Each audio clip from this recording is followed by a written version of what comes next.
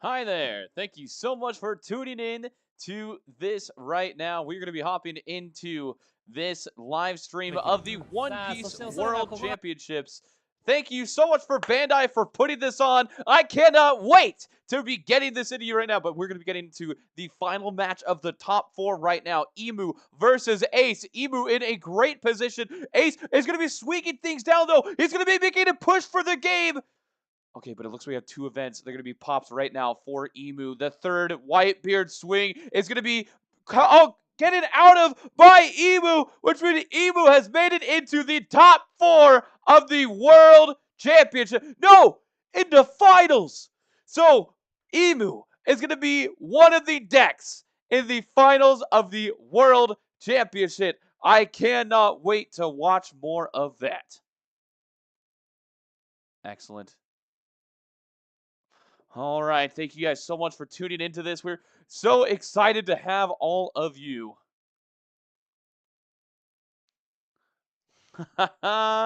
Here we go. Here we go. I'm going to be tuning into my own live stream right now. I was watching on Atrocious Jake's there as well. This is one that I am extremely excited to make happen. I am someone that has been a commentator for a long time, just not really been doing it on this. So the hope right now is to be able to get great enough to be a commentator for Bandai and or YouTube. That's the goal, and that's going to make happen here. All right, we have a chat rate of 1. I'm pretty sure that's literally me. Okay, oh, there's Emu versus... It's going to be another Ace? And the World Finals here! Here we go! Cannot wait to watch more of this. Exciting stuff coming out of that. I'm going to be making sure that I'm going to be tuned into my own stream so I can see things for myself as well. We're going to pop in right now. That's me. I am me. And I am now with myself. Oh, how do I say it? Cannot wait to watch more of this. Yeah, it's all right. Okay. Thank you guys so much for tuning in. No one has tuned in quite yet. We're going to be making sure that we watch as much as we possibly can. So, there's a lot riding on the line right here. Johnson versus Wasina. We're going to be seeing the wrap-up of OP14 and EBO3, or at least OP14 right now. And of course, what decks would make it to the finals other than Emu and Ace? They still are able to leave their mark on this game. We thought that other decks would creep into the meta. We thought that Blue Yellow Nami was going to make her stamp. We thought that there was a chance that Boa prevails as a top deck here. But when it comes down to it, it's always going to be Ace, and it's always going to be Emu. And now it's one final game on the line to decide who will be our world champion. Shuffling up their decks right now. It looks like they both have the same kinds of sleeves and Dawn sleeves. They must be provided to them by Bandai right here. Getting things going. Waiting for the correction for semifinals. Oh, hold on. Oh no, it's just going to be a best 2 out of 3 in this one. Okay, hopping into the final game in our best 2 out of 3 here. Cannot wait for excitement. I was wondering why they were not more pumped. I thought the game was over. It's going to be a best 2 out of 3 in order to do a search event in this one. I'm going to close out of other tabs here. They're going to see what they can find. They have a decent hand in this one. We see a counter event. We're going to obviously try to get more things into the... Oh, but they immediately put 2 ground death into the trash. Oh, that's going to be massive if you're Ace in this one. Emu's not going to have nearly as many counter events as he would like now. He draws it to stage 2. It's honestly not the hand that I would like if I am Emu in this one. Going to play another search, and we might be getting the Nose Juro here. Potentially, we're looking also at that. Oh, no, we're going to look for another searcher. Get this out in the trash. Makes sense. We're going to put the Mary Jawad there as well. Okay. We're just trying to build things up right now. If you're Ace, you're honestly extremely excited to be able to make this happen. You're also extremely excited because you're going to be going second. Which, if you know anything about Whitebeard, The man likes to be played on 8 Dawn. So going second is going to be massive for you. The first initial 6K is going to be 2K'd out of. We're going to play down our Cavendish. A beautiful full art at that. With our Nami Dawn, the gold of the variety. And we're going to be passing. Emu going to get a 6K swing onto Ace. Ace has no Dawn underneath. I'd expect him to be countering out here. And he decides to exactly use his leader ability to get that Vista down. Searching now. Making some things happen. Looking for a couple of different options. Eyeing some things up. Seeing what we got in the trash. And he's going to be taking one of those boys, the blocker himself. One of the pieces of that puzzle that the Five Elders loves to get out down the line. And a counter event in hand. Ace, though, things are going according to plan. We had to counter it with the Vista, which it's not going to be super important in this matchup. Vista, honestly, he does not like the sight of blockers, and Emu has those aplenty. So being able to get those out of his hand is pretty nice. He's not going to be drawing two. Getting out the Jozu, filtering the cards out of his deck that are just not going to be great for this matchup. And popping down a Garp, getting some searches down. He needs to be finding some I Am Whitebeard events and some Whitebeards. Okay, there's the event. We've seen a 10 cost in his hand. Can't really quite notice right there. Another 7K swing. It's going to be taken by Emu. Oh, and the Marco. Things are looking really good for Johnson right here.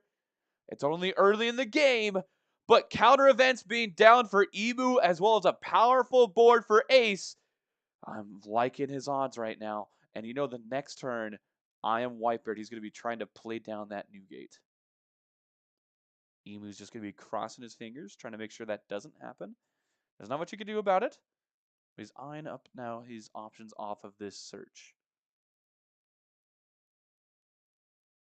Thinking about what he could be turning sideways in order to pop out onto the field here. Okay, grabs another one of those elders.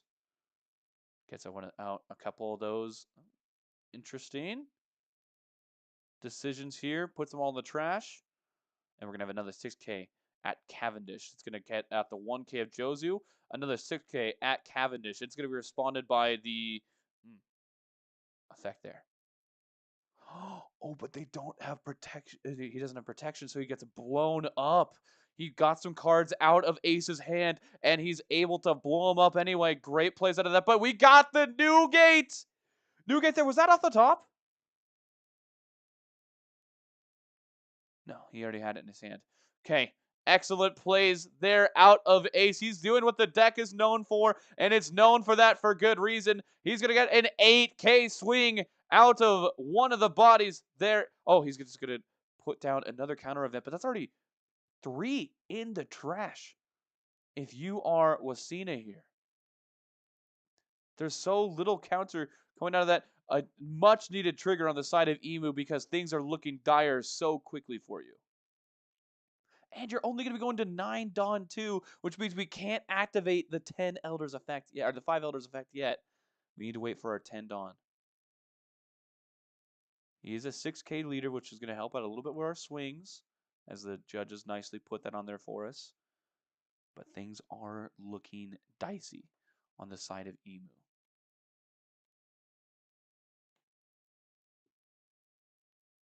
Okay. I'm going to move some things around. Consider options. We're absolutely on the back foot. We might just try a 6K swing.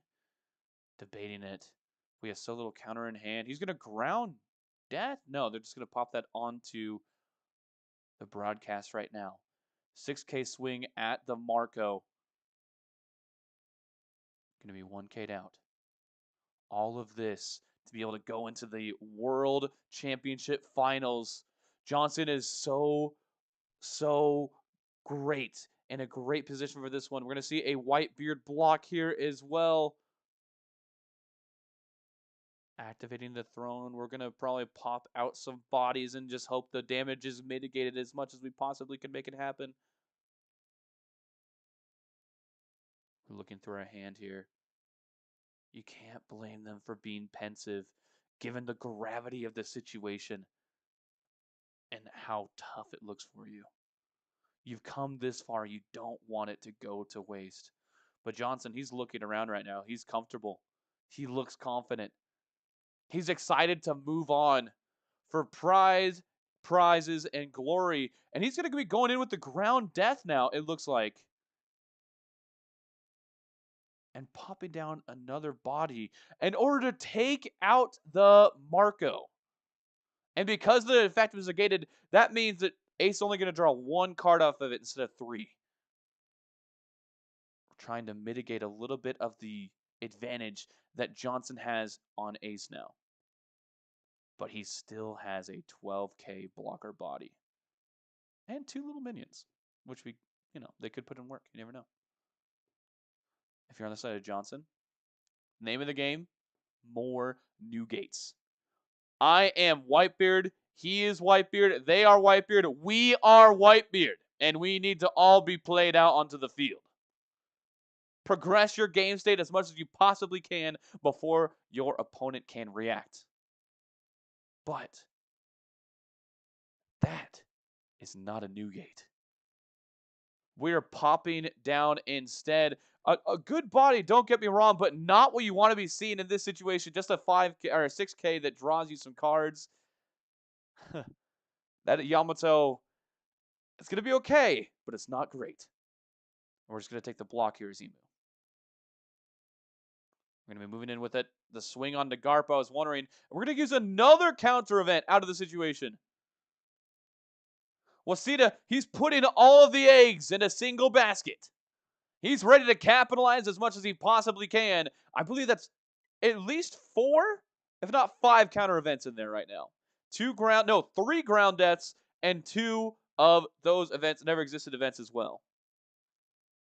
6k swing going in at Ace. He might be willing to take this one. Gonna search through some things here first. Filter some cards out into the bottom. It's his first life, and he would draw off it, so you might be okay with it. You do potentially have a free block as well. Oh, instead he's just going to counter out. Okay. Emu immediately uses that to draw. And he's setting up for the combo that we all know way too well. The 5 Elders is about to hit the stage. Will this 5 Elders propel him to a World's Finals spot? That's the real question. The throne is about to be turned. Ooh, but first, another 6k swing. Which is curious. Johnson's thinking more about this swing. He could still free block. It's an option of his. He could counter out again. That's another 1k, though. You see, though, if you're looking at Johnson's hand, he has so much counter. 2k, 2k, 2k, 2k, 2k. Basically a perfect hand besides no Whitebeards in that one. But here comes the 5 Elders.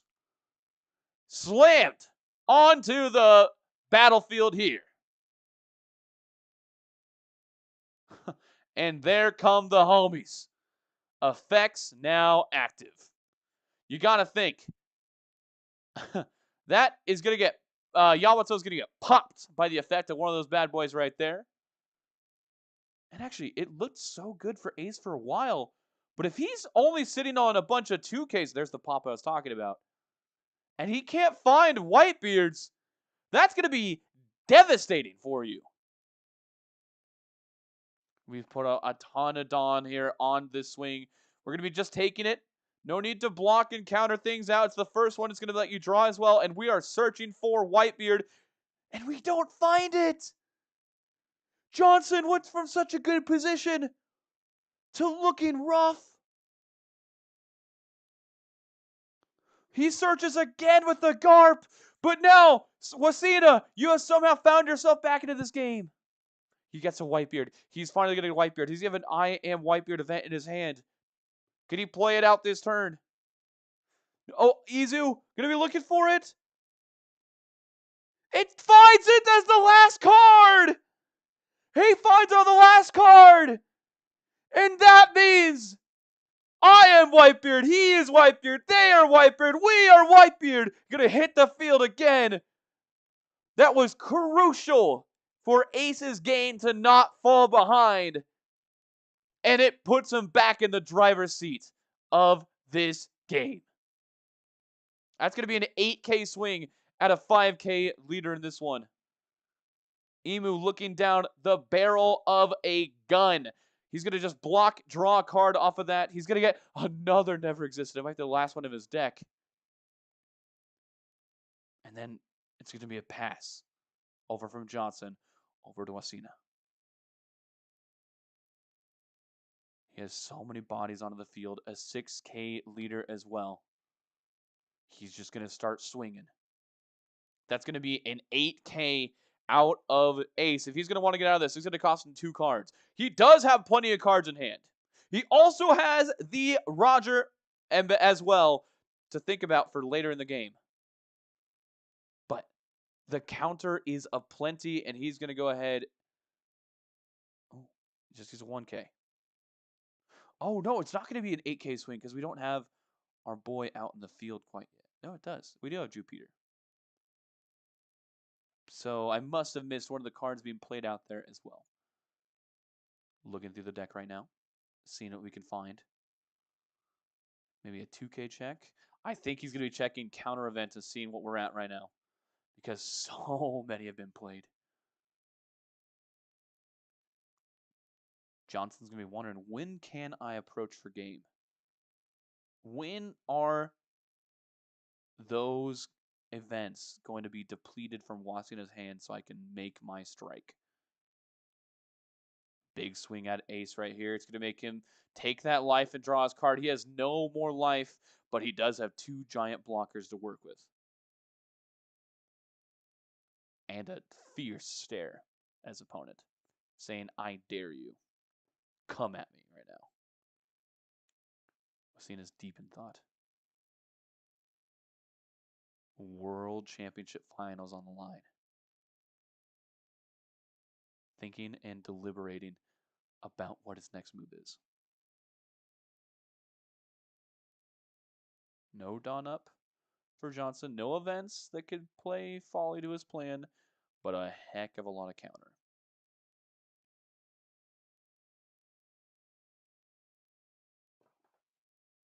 I wonder if Wasina is also wary of the fact that Johnson has played so little 2Ks. He's 1K'd out of a heck of a lot, but no 2Ks yet. We have Uta. We have a couple Otamas. A couple Utas even. A ton of it. And 2 12K blockers. This could be it. Johnson still looks comfortable. And this just could be all she wrote. Because if you notice as well, Wasina has 2 life, but Johnson only has, well, he has 0. Opening up the door for Rogers whenever that could be placed down. Okay, we're going to be going in. Potential, no, he's still considering. We thought we were going to be playing down another 10 Elders. It's not the worst option if you played one down. I mean, it doesn't feel great, but it is technically a 10K body. And it would be able to get around some white beers and get us some good math. The time has now hit the board right here. We are completely aware of 14:40 being left on the clock. Wasina, the 5 seed against the 1. Johnson demonstrating why he is the number 1 seed indeed in the World Championships.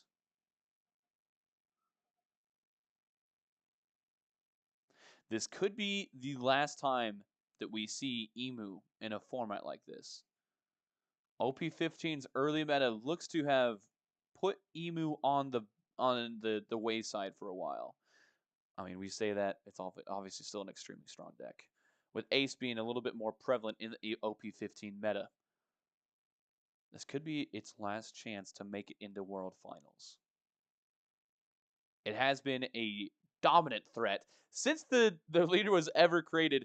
And in fact, I know a lot of people are going to be waiting for the ban list that's coming out in, what, a day essentially after this airs. So, watching and waiting. Seeing what we could do. Put down a lot of Don. We have a Nuzjuro out. Just being as careful as we possibly can.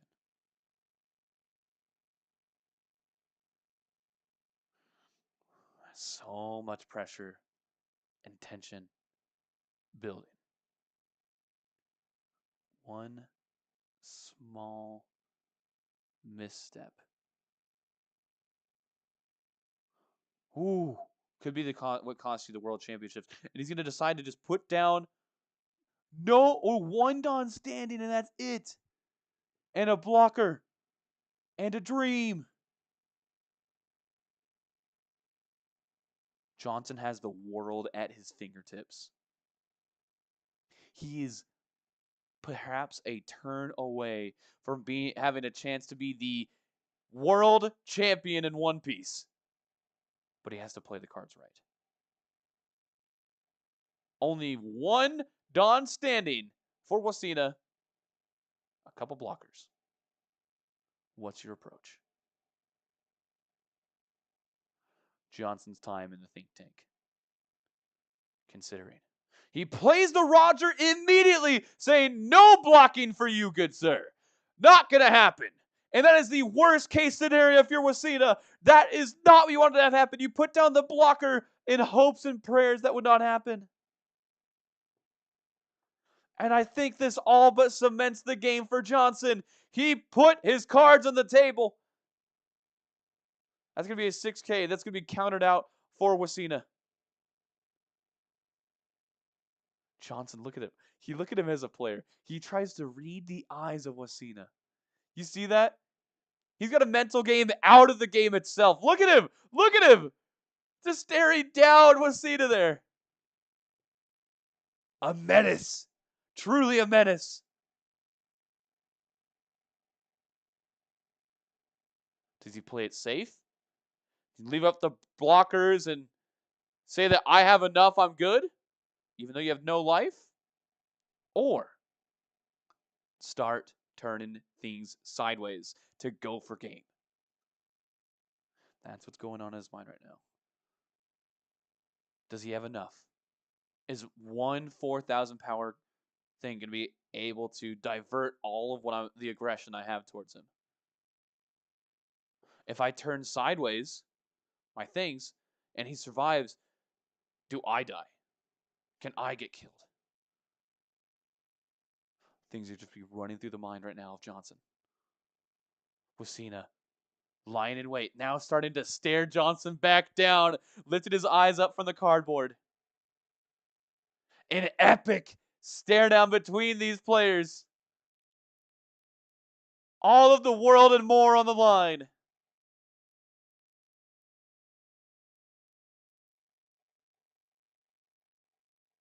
He swings with the Roger. Wasina immediately takes no worries at all, and then he passes.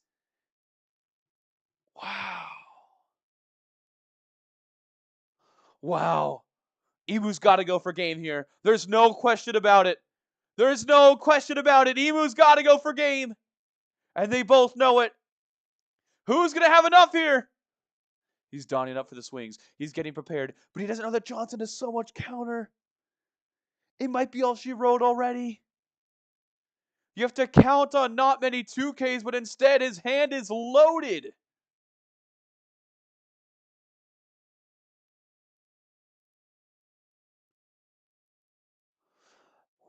We're looking here.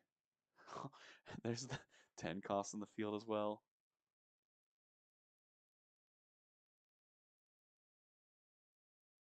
If the 10 cost gets blocked by a Whitebeard, then Whitebeard dies. Is he still going to be enough? Let's see. Donning up everything to perfection here. Wasina. You can tell they're both nervous now. Johnson doesn't look as confident as he did. It could be a bluff, though. Potentially, it could be. Let's see. Is there going to be enough right now? So much Dawn. Gonna keep and still try to keep up for a clapback too. Emu can survive for so long.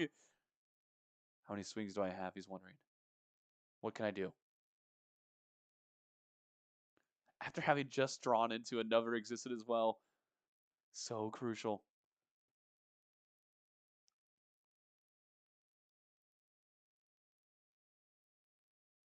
As we're waiting. Watching, counting things up. Has to reevaluate again. These last two turns have taken about 10 minutes. But it makes sense. It's just building. The pressure is mounting. He's shaking his hands. He's counting with fingers. He's making things happen. Johnson trying to show no emotion at all. No signs of weakness. Drew Peters is going to get some dialed up to where Mars is going to get some on them as well. Emu getting some of that Dawn love. And we're leaving up 2, it looks like. Maybe 4. No, 2. Which makes sense. You have 2 events in hand. Are we good here? Does this look right? It looks like he's... Oh. Checking. And here comes the swing. Drew Peters, first to take action. Johnson, hands behind the head, now ready to counter out for his life. It's going to be a 2K, 1K out of the situation. It's going to be another. That's going to be an 8K swing yet again. Johnson trying to stare him down, trying to read his eyes. Washina not trying to give him anything. 1K, 1K. Another 8K swing. 1K, 2K. Looking so good right now for Emu. He hasn't even blocked yet. 1K, 2K. 1 card left in hand. Oh my gosh. The Elders have not yet swung. Bang! Massive swing. What? What? Where are we? What just happened? Emu takes the game!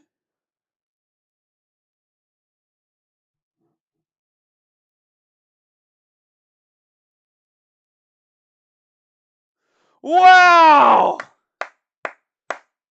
What a heart-wrenching victory from the jaws of defeat! Emu topples the world government. Ace falls yet again. Marine Ford Arc stays alive. And we're seeing the big bad Emu himself in the finals.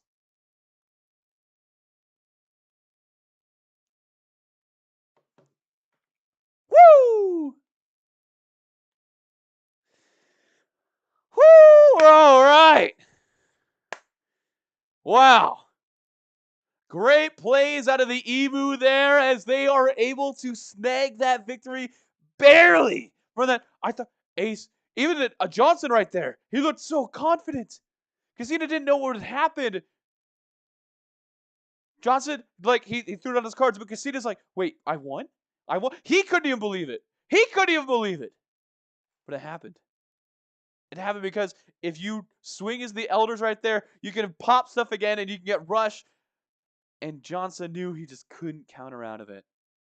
It was going to be more than he could handle. And Emu took it. Man. Great plays there out of Casino there, as they are going to have a chance now to be a world champion. Love it. Love it, love it, love it, love it, love it. This is what we came for. This is where One Piece is building to right now, folks. We've entered into the new pirate era, and things are going to come to a culmination next match. After all of this buildup. Whew! Man. If I had any chatters, I would say hi. I would say hello. Don't believe I do. That's okay. Dude, filling time when you have like nobody watching is crazy. I heard Ludwig talk about it one time. It is not easy. It is not easy. We're gonna make it happen though. We're gonna do our best to make this happen. Now, I do believe we're gonna find out right now what the other match or what the other match is gonna be. Ace, or excuse me, Emu versus what? Versus UP Luffy, I believe.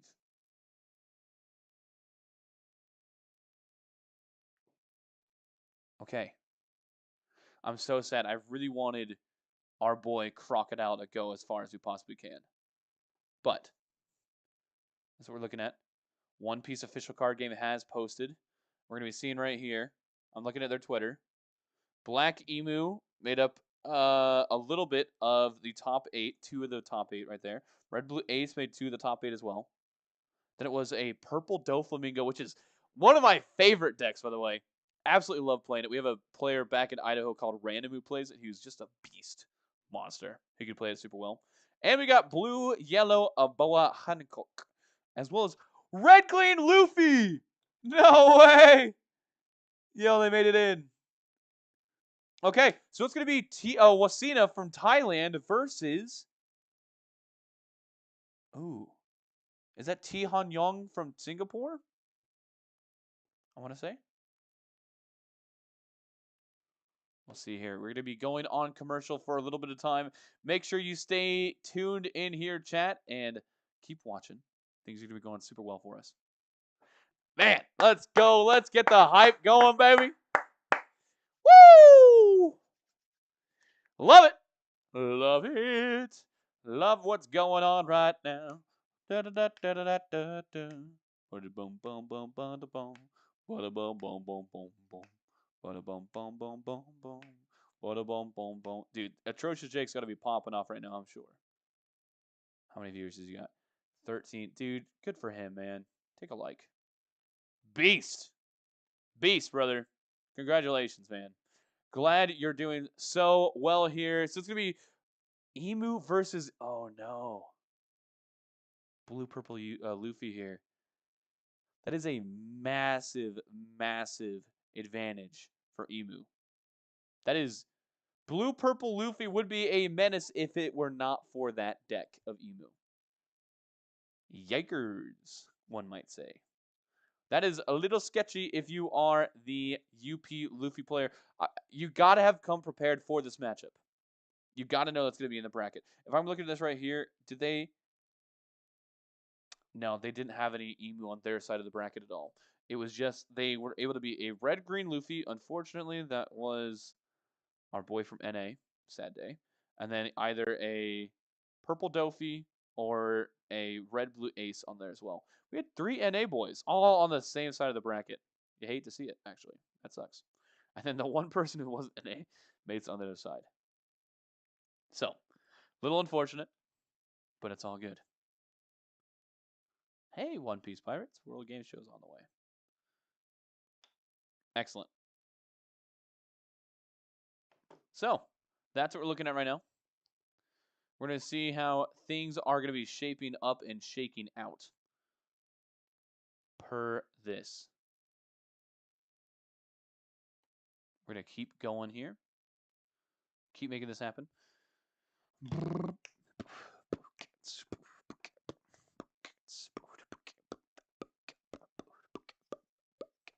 I don't know about y'all.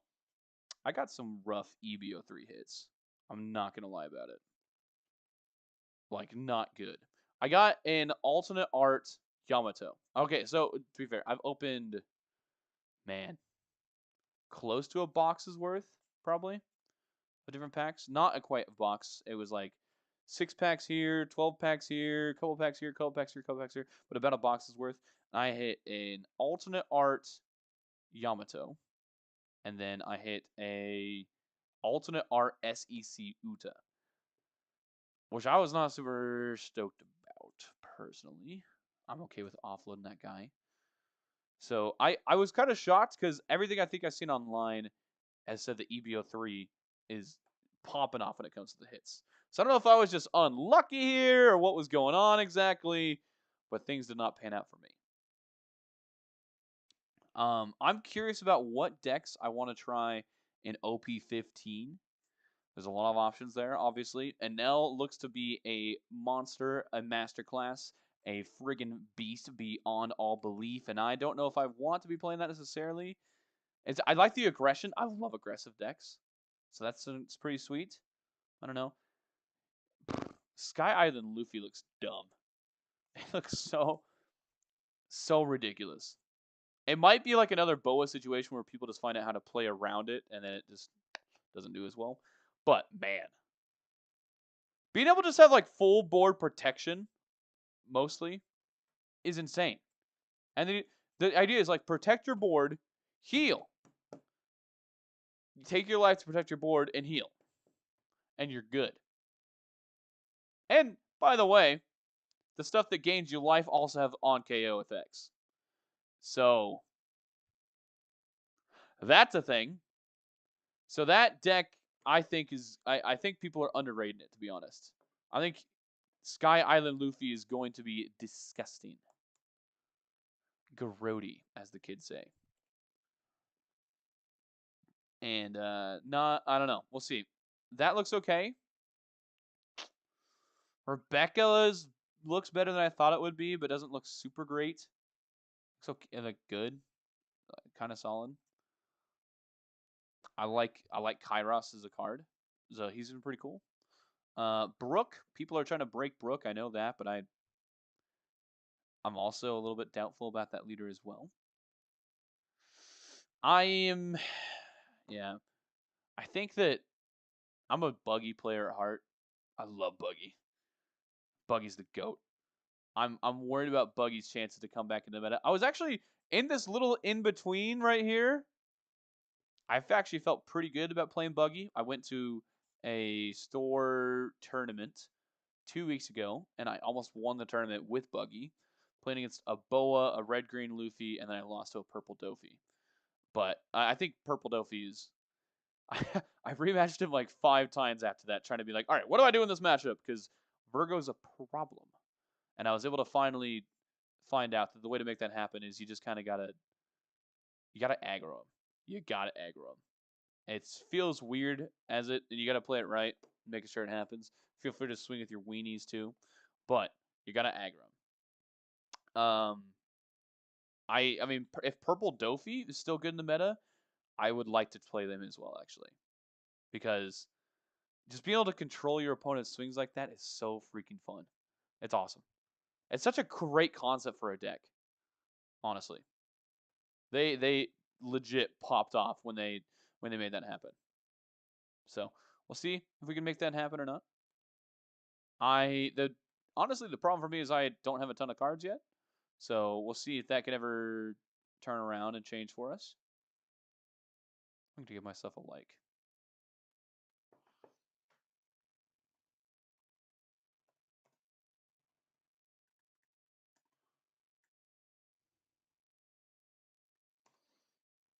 Look at that. I'm here.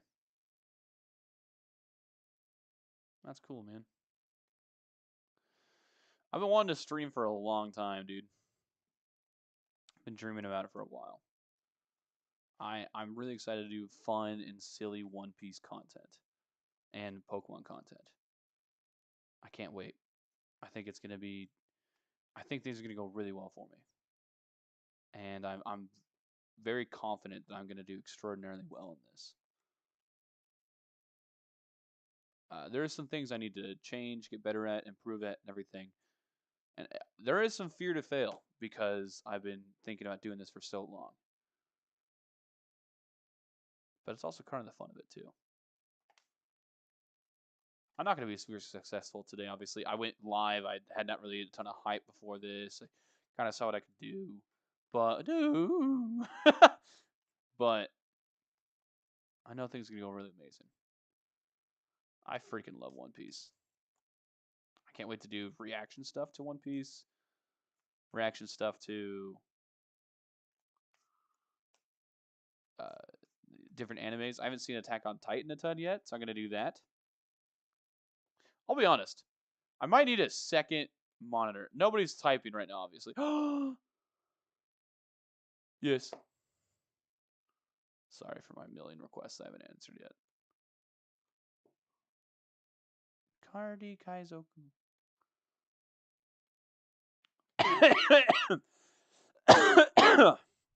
Excuse.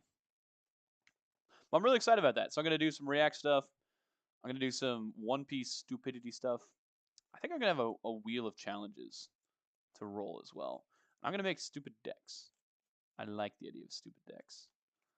Meta stuff is fun. I have more fun when I do stupidity. So that's the idea. Dude, the big thing I want to just be a commentator, bro.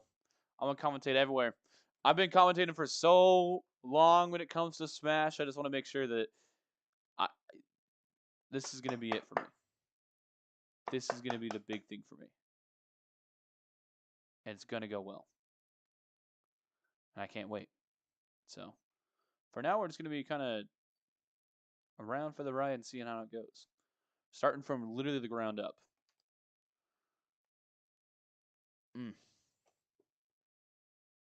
Man.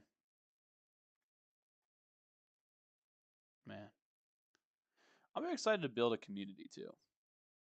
I can't wait to build a community. That's like...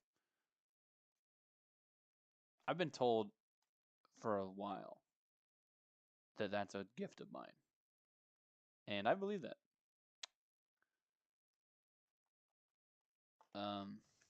I've done that actually a couple times when I didn't mean to. Well, it just kind of happens naturally to me. But I want to be very intentional about building a community here in One Piece. Because a lot of people in the One Piece community have just been like dejected, rejected, moved to the wayside. They're weird. Like people have considered them weird. I'm weird, bro. I'm almost 30 years old. I am live streaming at 11:30 at night. World Championships for a card game across the world from me. A nerdy card game. And I love it. And I want this to be a place where people can come and feel safe. And awesome. And like, hey, just because you got looked down upon for having nerdier interests doesn't mean... It means you're still awesome. And you're worthy of love. I don't express that to you people. So we're going to have some freaking fun, dude. I'm going to do a Discord server. Get people involved for that. I'm going to... Oh, man. We're going to do events. I think every Thursday and every Sunday right now. We're just going to have events where we just come and play each other. And like in the Discord and everything. That's going to be awesome. I'm going to do a lot of watch-a-thons of events like this. I'm going to be making YouTube shorts. I have several on the way that are stupid and awesome. And I can't wait. It's going to be a great time. Wow, this is a long break. I've been filling space for almost 15 minutes. Good to know. I thought this would be harder for me to fill space, I'll be honest. I said it was tough, and now we're just kind of vamping. Kind of vibing. Kind of going. All right, pick a card, any card. Uh-huh. Tell me when to stop. Oh!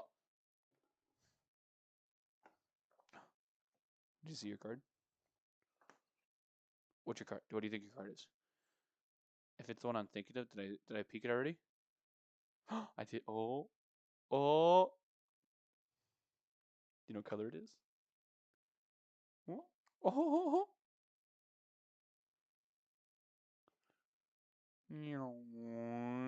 It's red. Its cost is less than 5. It's from EBO3. Do you know it? It starts with an M. That's your card. Oh. Wow.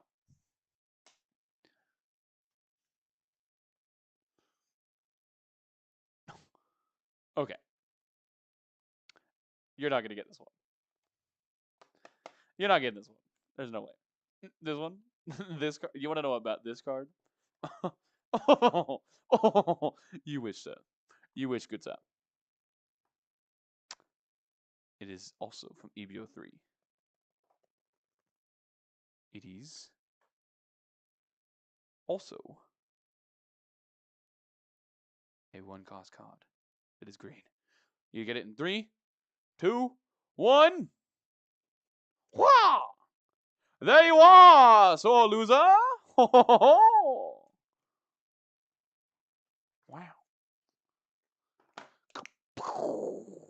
Didn't see that coming, did ya?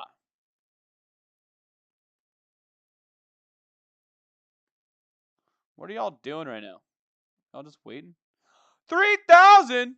Oh, okay. I thought he popped off.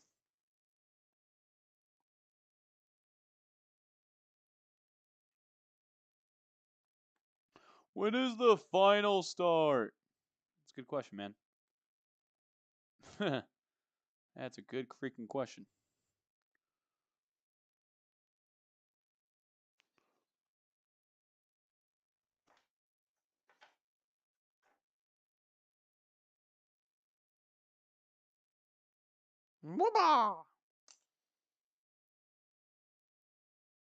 I should probably stop recording, huh?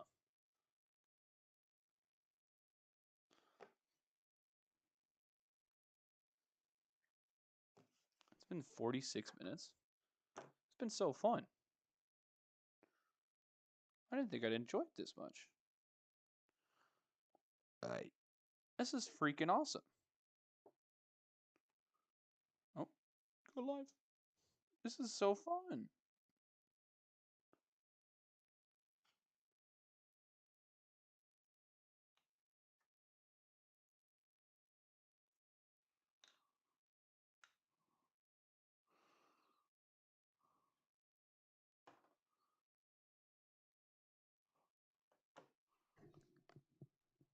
All right. It would be nice if we started things up. I'm not going to lie about that. That would be good. What are you doing over here? Camera as a camera in Discord. One thing that I've realized, so like I'm not very good at collaborating. I'm starting to branch out like in collaborating now. Is like one of the things that I forgot to talk to Skepos about before this is how we're going to get the camera on screen, or if we want to get the camera on screen. Because I prepared as if it was, but I forgot to communicate that to Skepos. It's fine. There's only like 1,000 people watching. I know, right? Like, it's kind of the biggest stream that I've ever had at one point, and I'm kind of fumbling the bag right now. It's fine. If you just don't look at the number, then it's you're just talking to one person. It's me. So then, you know, you don't have to worry about anything. I will say, though, chat, for anyone who's curious. That was such a sick answer. If you just look at the number right there, if you don't look at the number right there, you're just talking to one person. That one person is me. It's a really cool way to think of things. Okay. So that's what we got going on there. One Piece stuff. Don Krieg sounds intriguing. I actually like red-green leaders a lot of the time. I like the aggression from them. I liked red-green smoker a lot. That was pretty sweet. I like the versatility of the game plans you could have with red-green smoker. Because you could be like, aggro. Gonna hit you with a Sanji. Gonna hit you with a Luffy. Gonna sweep you up with a smoker. And then, for defense, I've got an 8-cost kid, baby. So, I like that a lot. But, big thing with this is, Don Krieg, I believe, seems to be fairly set in his building ways. You give Don over to your opponents, they get minus for that, and then you come in and sweep because they're subtracted in power based on the amount of Don you have given them. So, it's very unique. They were in the kitchen cooking for this card concept idea, though I don't know if it was good. So, that's where we're at. All right. That's what's going on. And I say, hey, yeah, yeah, yeah, yeah. Hey, yeah, yeah. I said, hey.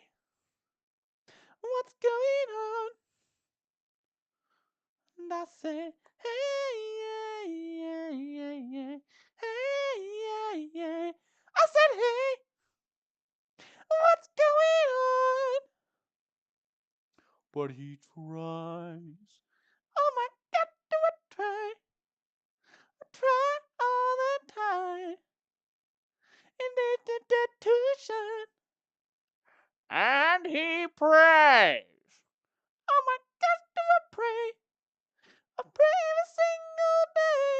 Man, for revolution. And I say, hey, yeah, yeah, yeah, yeah.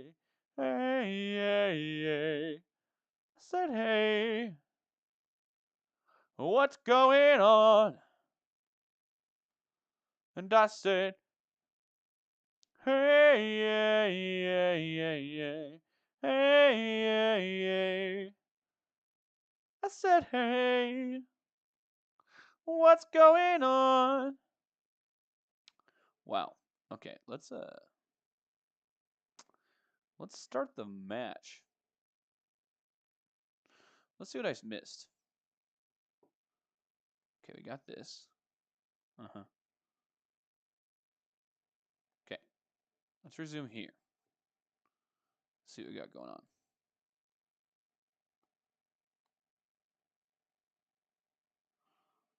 Uh-huh. So this is the blue-purple Luffy Rice Master Flash.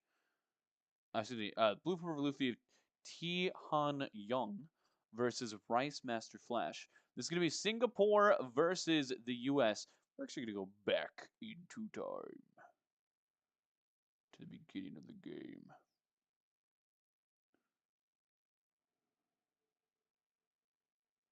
Here we are.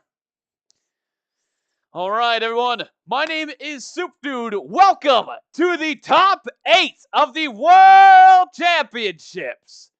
I cannot wait to be with you with Rice Master Flash on Red Green Luffy and I didn't start recording.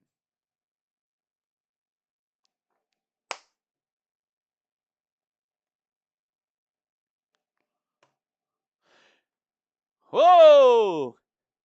Welcome, everyone, to the top 8 of the World Championships.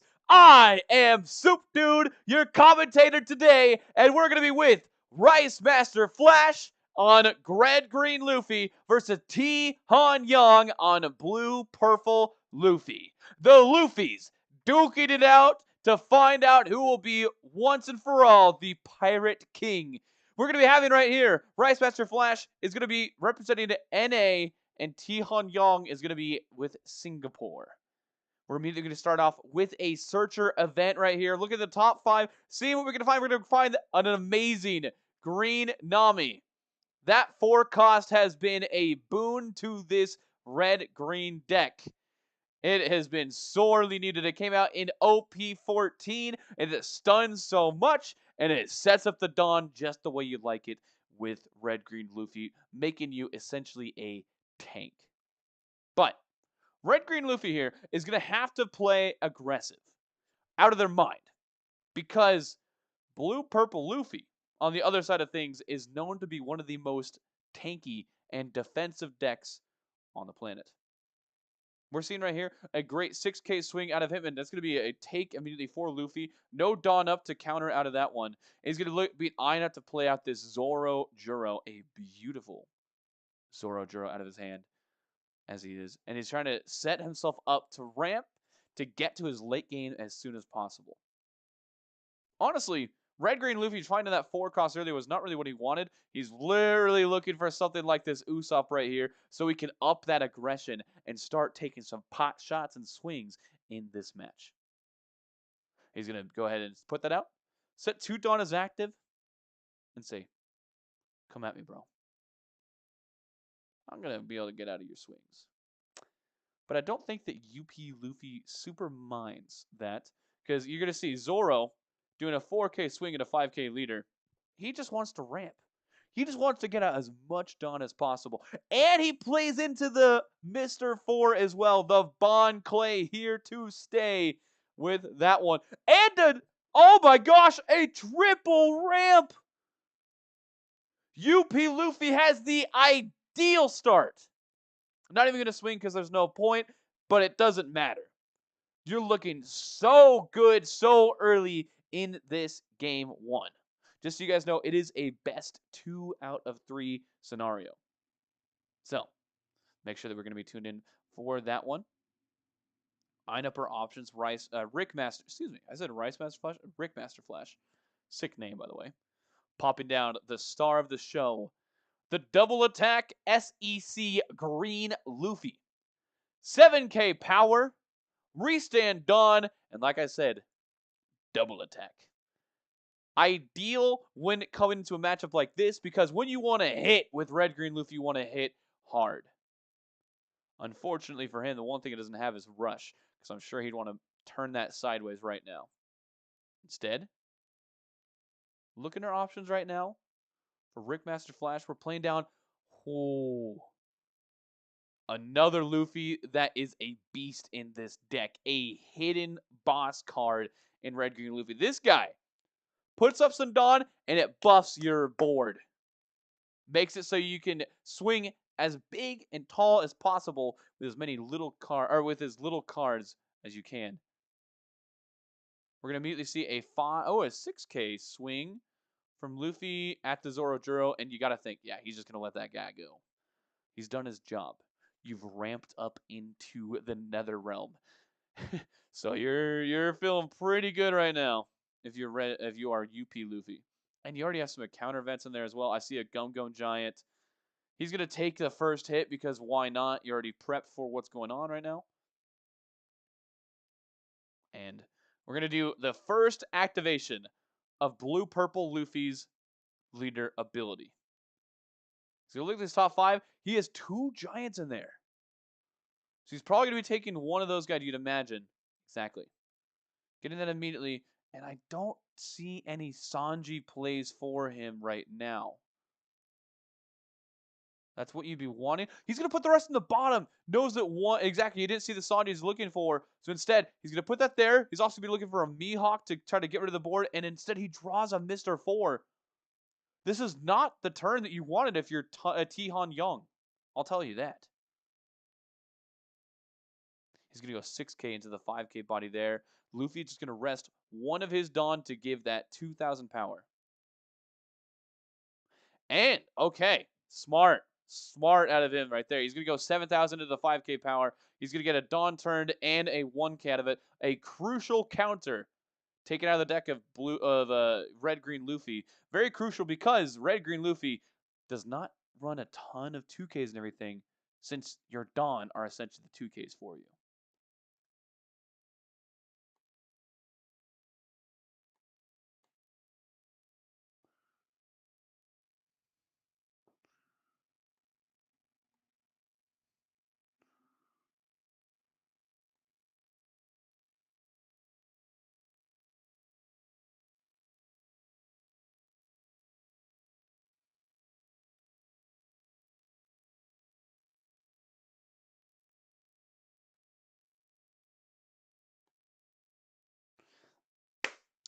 Sorry, I had to take a quick pause there for a second.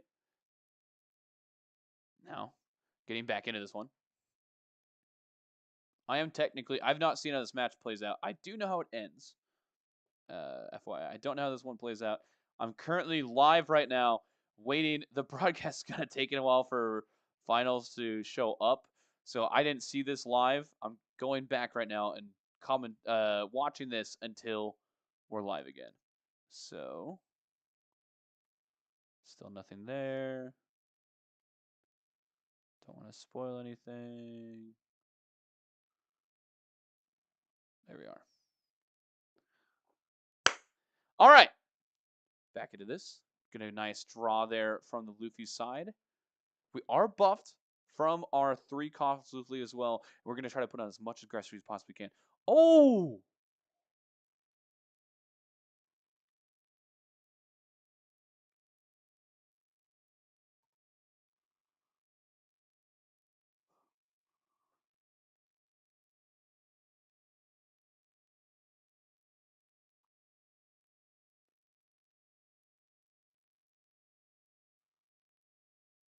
Okay.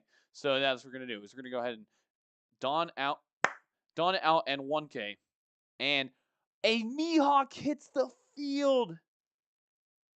Oh, that's devastating if you're Rick Master Flash. I didn't see that in his hand right there.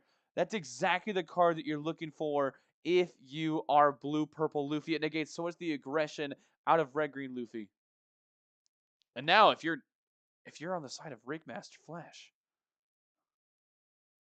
what are your swings going to look like? Sure, you're going to be able to take out the Mr. 4. That's the first order of business. But now things get tricky.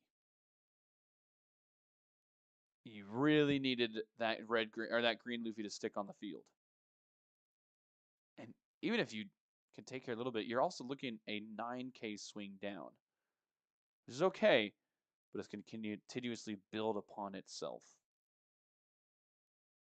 Looking for a little bit of chip damage. 6K swing because of the buff from Luffy. 1K is given. Trying to just do as many tiny little swings as possible. UP Luffy not known for running a ton of 1Ks and 2Ks. Really is event heavy to survive as long as possible. So it's very much the chip strategy coming out of Rick Master Flash. Putting down the Nami, which is huge, so you can get a swing or a Dawn immediately underneath Luffy and activate his leader ability. And we're going to see an 8K swing, and that's going to prompt the Gum Gum Giant. We know, Rick Master Flash knows that this was taken by Ti-Hun Young. However, he's not aware that there's another Gum Gum Giant lying in wait here as well. Ti-Hun Young actually had no idea what he's going to be drawing into with that one because big thing is he bottom decked the top 5 before. And now he passes the turn back over, restand a bunch of Dawn. This is where Ti-Hun Young is going to try to capitalize this game and try to get the Sanji play set up that he couldn't for the turn previous. So, what do we find here? No. Nothing. Unlucky, you could tell. Not happy with what he found there. Not finding that manga Sanji. The gorgeous manga Sanji you see on your screen right now. Instead, he's going to have to settle for a Zoro Juro, just a 1K, and bottom deck it again. Brutal start. There. You were able to get the Mihawk play going, which was a great play. Don't get me wrong. You removed the main threat of Red Green Luffy. But because of that miss on activation, he's going to miss a little bit of that. But he is going to get the Roger. Huge stuff from Ti-Hun Young. Ti-Hun Young is going to swing. It's going to be countered up at Rick Master Flash. But I think Ti-Hun Young is going to have a big swing coming out from his leader because he's going to become a 8K leader until the remainder of Rick's turn. And for a deck that wants to do a bunch of chip damage, looking down the barrel of an 8K leader is not fun indeed. And instead, we're going to go down to 2 life for Rickmaster. Ti-Hun Young looking great in this game so far. And this is without even Sanji activations. He's doing this without the ideal curve. He just looks so dominant in this matchup. I'm going to check right now.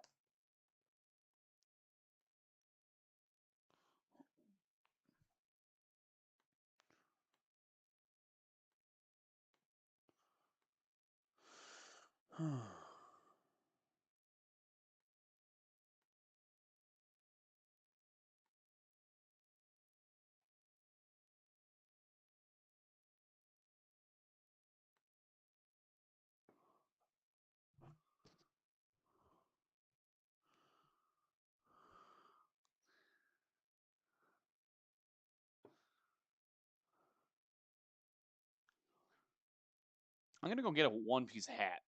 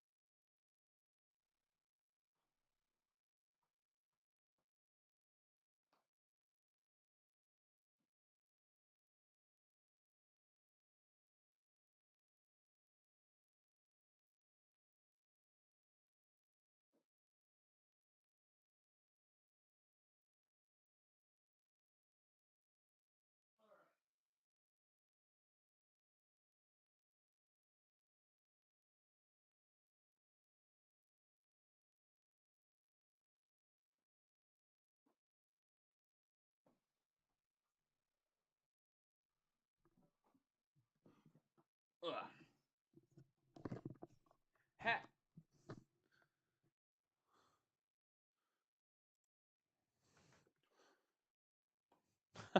You can see me walking off screen. That's funny.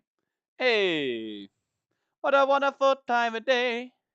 Love to work and play. Get along with each other. Okay, anything? No.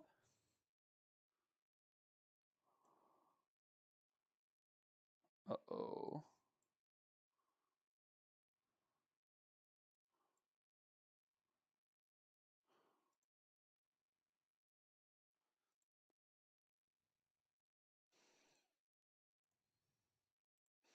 Get along with each other.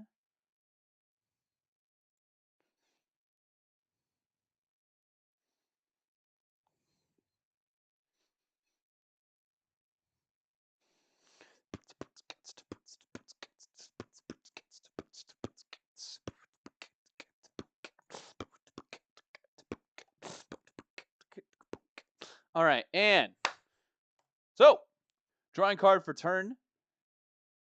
If you are Rick Master Flash, you by the way, it spawned in a hat. Thank you. You're going to be looking for an answer to this devastating board on the side of Tihan Young. Singapore looks very good. Oh, did my game skip? What has happened there? Okay. So we're going to be playing the round table onto the Mihawk. And we're just going to swing Garp into it and let it go immediately. Where Tihan Young are like, we're not messing with that. Not messing with that. Not trying to counter out of this bad boy. And we're going to do some more pot shots. Another 6K. Just a little annoying bee sting coming at you if you are Tihan Young. Okay, but we counter out. And, oh, excuse me. I'm actually wrong. He was an 8K leader, so he couldn't actually make that happen. So, instead, Nami being eyed up by Tihan Young here. Checking some things out. Rickmaster Flash getting a Sanji onto the board is very crucial. And now, we're going to see a 9K. An 8K that's be 1K'd out. Okay, we're going to learn. We're learning here. Excellent. Top 5 leader ability now for Luffy. He's going to be looking for that. Oh, we're going to be seeing a Luffy, a manga Luffy, no less. That looks to be our grab here. The one that is going to be getting Rush. If we play that out, if that's our right call right now. Considering other options as well. He's got an Osohachi 2K in there. Doesn't seem to be too worried about his counter. He's got a lot of events, a lot of gear 3s. Or gear 2s, excuse me. Instead, maybe it is the Usohachi. That does seem to be the game plan right now of Rickmaster Flash, so it would make sense to me if we're trying to find that.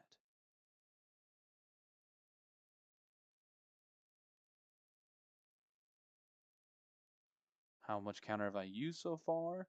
Gonna look through our options, and yeah, it's gonna be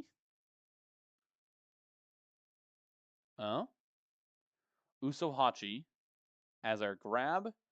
We're gonna draw into the Luffy. Potentially trying to get a rush swing out of nowhere here. But none of the board of Rickmaster Flash has turned sideways. You might just be trying to go for life here. 2K swing, gonna immediately, exactly, be turned sideways on. And now, that's gonna be a little harder. Yeah, 3 needed on the side of that. And there's the rush coming out. The manga Luffy.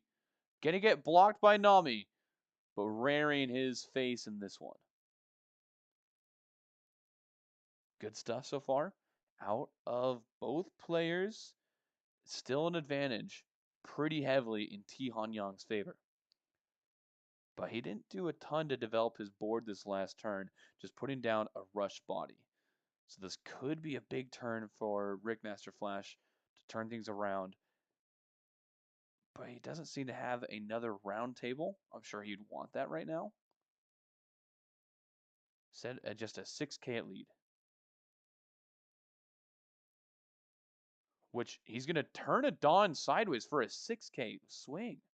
Or a 7K swing. Wow. Saying, hey, come at me, bro. I don't need events in hand. You're not man enough to swing big. And popping down the Luffy that got bottom deck before. SEC Luffy. Restanding Dawn, trying to set up the game plan right here. Moving the Dawn underneath leader with Nami. See if we can attach any more Dong for a bigger swing. Trying to now be in control of this game. Rick Master Flash has to think this one through. The math is going to be crucial. And your opponent has no Dawn standing for a Gum Gum Giant or other pesky events. 2 Donner, so a 2K is going to be needed right now for Luffy. And we know that he just grabbed an Usopp, an Usohachi. This could be an opportunity to use it.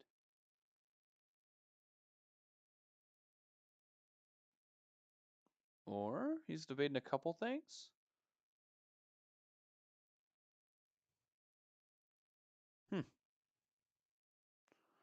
Okay, 2K, 1K. We're going to be doing the Lin Lin and the Usohachi. Now, we have no knowledge of Tihan Yong's hand if we are Rig Master Flash. It's going to be an 8K swing, and I'd imagine this could be taken. There it is. Gets a 2K, though. Not the worst thing to get off of life here. And putting down a Tashigi. Trying to prevent any more Mihawk plays that be coming his way. Smart stuff out of Rick Master Flash. This is really building into a tense game now. I'm going to cough for a second. Sorry, just cough for a second. Okay.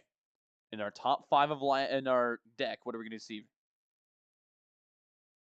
Another Gum Gum Giant. That'll be our 4th one. We have a Gear 3.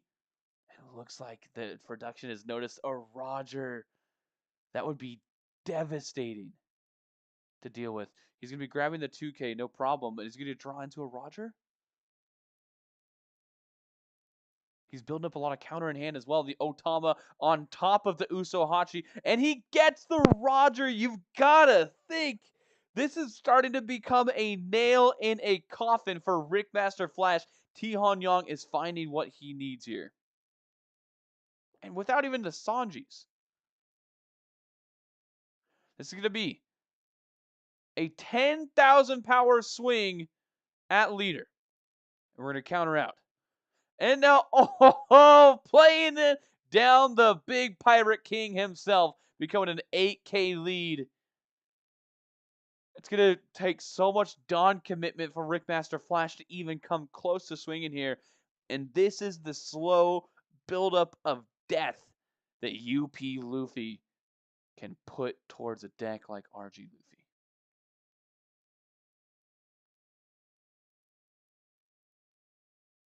Mr. Flash has got to find some kind of flash in a pan or something, because otherwise he's going to be heading home from the World Championships, or at least losing Game 1.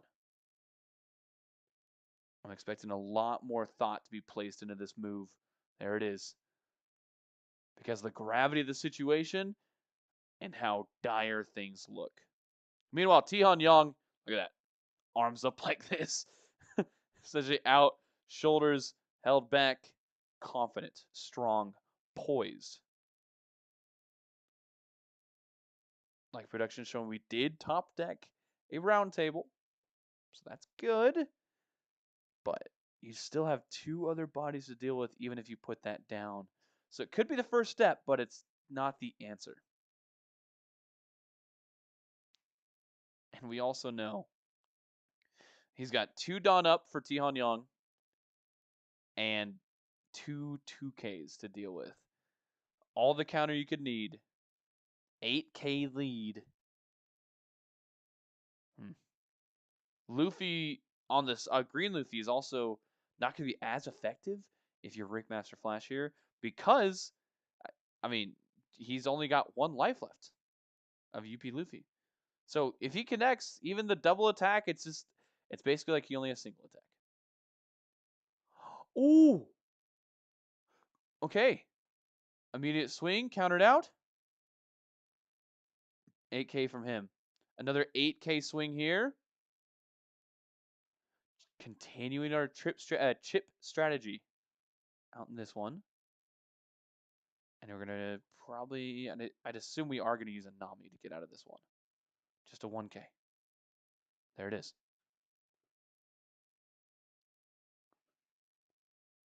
That gives a little bit of information to Rig Master Flash. He knows some of the cards that Tihon Young has. Puts 2 Dawn up for this Usopp, and that's an 8K swing. Asking for the Giant, or at the very least, oh no, excuse me, an 8K 8K swing. So asking for a 1K at the very least. Is he gonna get a 2K? No, a gear. I think a gear 2 makes sense, but also gives a lot of information to your opponent if you put that down. Either way, Brickmaster Flash is gonna find some information out here. He's either gonna get a 2K or he's gonna get an event at 2K. If you're Rickmaster Flash, you love that. Those 1Ks seem to be depleted from your opponent's hand.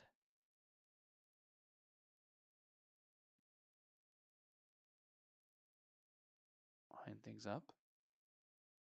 Could be a round table play, and it is. Knowing they don't have much counter left either to take down that Luffy. And so you're going to be swinging, what, 6K at nothing? At 0K?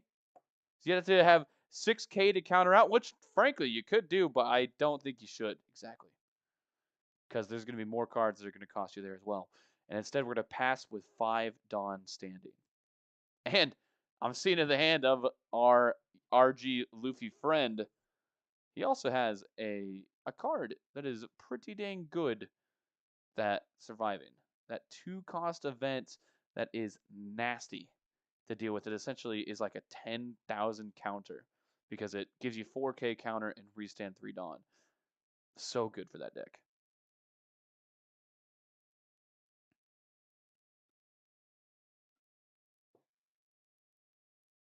He's going to grab another 2K and draw into, finally, his Sanji. And that means we got a Sanji play.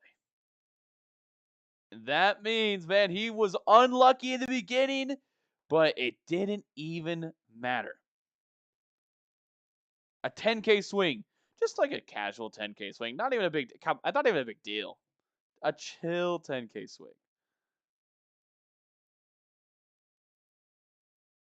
Okay. And we're going to be, yep, that's what we're going to be using right here as well. Rest some Dawn. Give us a bunch of counter and restand 3.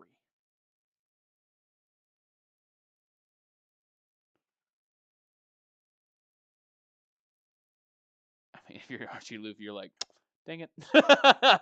You really wanted that one to go through, or at least to have him use resources, but it's kind of like he didn't use anything at all. Ooh, we're stacking. Oh. 2 Dawn stack means no Sanji play. Interesting.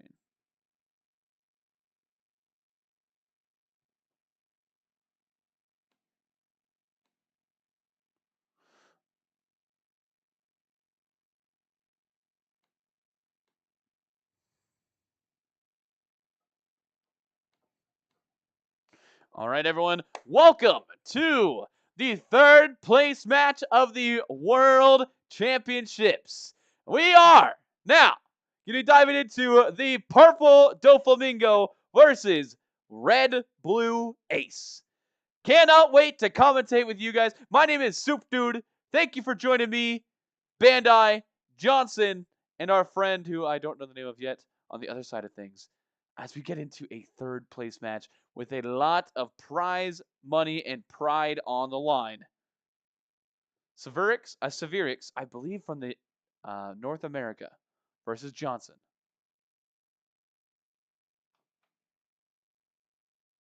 Not from North America. I was trying to check on my phone to see where he was from. Okay. I need to double check here in a second. And wow, isn't that fitting? The purple Doflamingo Dawn is actually used on Ace's side immediately. Interesting. Okay. I'm cool with it.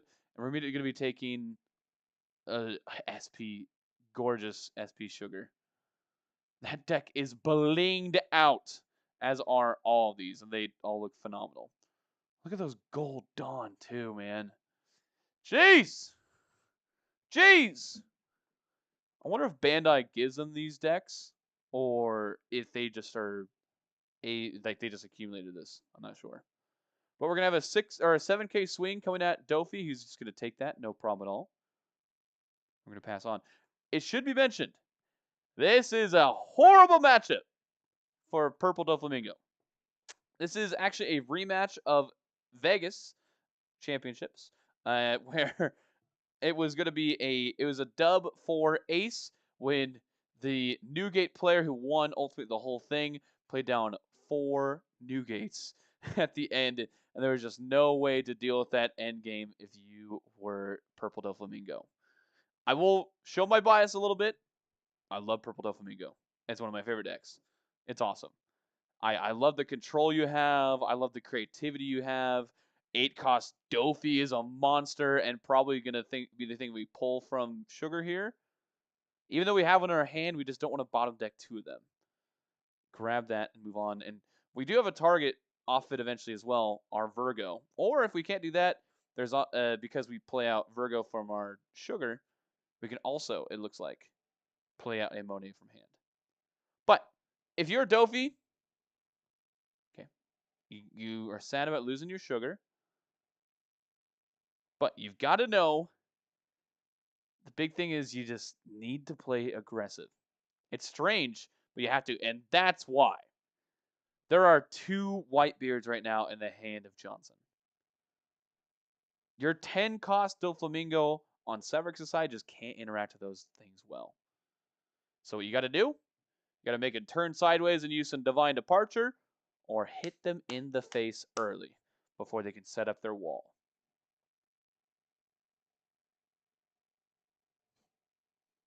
Very interesting, by the way.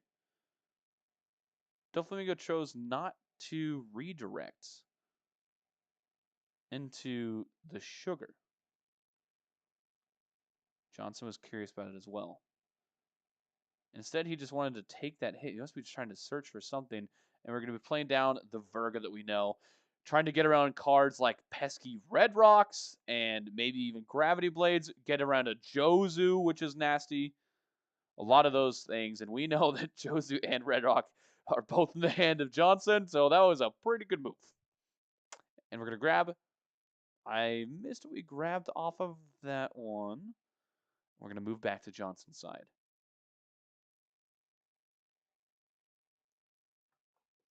Okay. Thinking a little bit. Can't quite do too much yet because on this turn it's a little awkward. We're on our 7 Dawn turn. You wish you were going second if you were Ace. This is just kind of this is the precursor to the madness that is Ace. So we're gonna go for a 5K swing at Sugar. See if our opponent redirects or not. And he's going to choose to pop into this. And we know he has a Monet in hand. And I believe that's going to be the target, putting out an active Dawn. So this is going to be the pressure that is going to be ramped up by Purple Dofi. He knows he's going to get bodies out early in order to make the damage hit. Ace considering a 7K swing. Does it into the Sugar, which leader ability has been used, so there's no way to redirect that. And he's going to force Dofi to use one of his Dawn. Oh, no, he had no people to pop up. He just puts down Jozu essentially as a 6K or a 7K vanilla body. Not a bad idea if you are Johnson there.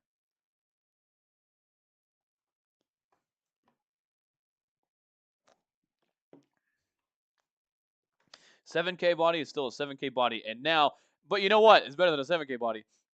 A 9K body that can put out another character in that Viola.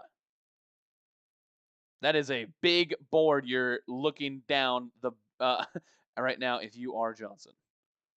And we're going to see a 7K swing out of this Virgo. You're probably safe to do that if you're Savrix here. Probably. Because you know that Johnson wants to play down 8 cost into Newgate this next turn. And also you do have a free redirect if he decides to stack Dawn. We'll see. Okay. He's going to go ahead and swing 7K and give a -2 on to this Yamato. Really trying to play the control game here. And Johnson trashes a interesting card. Red Rock. Makes sense. Can't really use that one. We're going to do a 6K into a 4K, and that's going to be a KO. And draw a card from leader ability. And the board looking pretty good for Savrix here. Johnson has a couple decisions. He can try to Dawn up equally into a double swing into that Virgo so you can set up removing stuff down the line, but it risks, another Virgo. Or play the name of the game, I am Whitebeard, and slam a 10 cost on your 9 Dawn turn. Whew. Baby.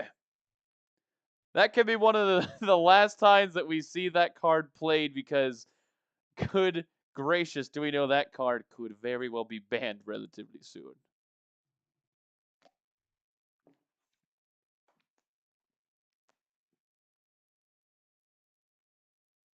Ace, we're going to be going ahead and drawing right now. And check on some things. Cool.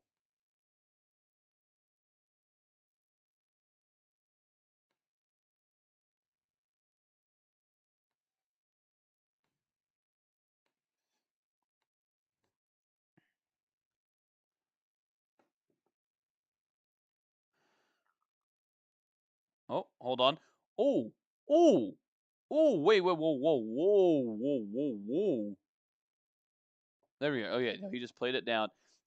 I freaked out a little bit, but it makes sense. He puts some Dawn underneath Jozu for a 9 into 7.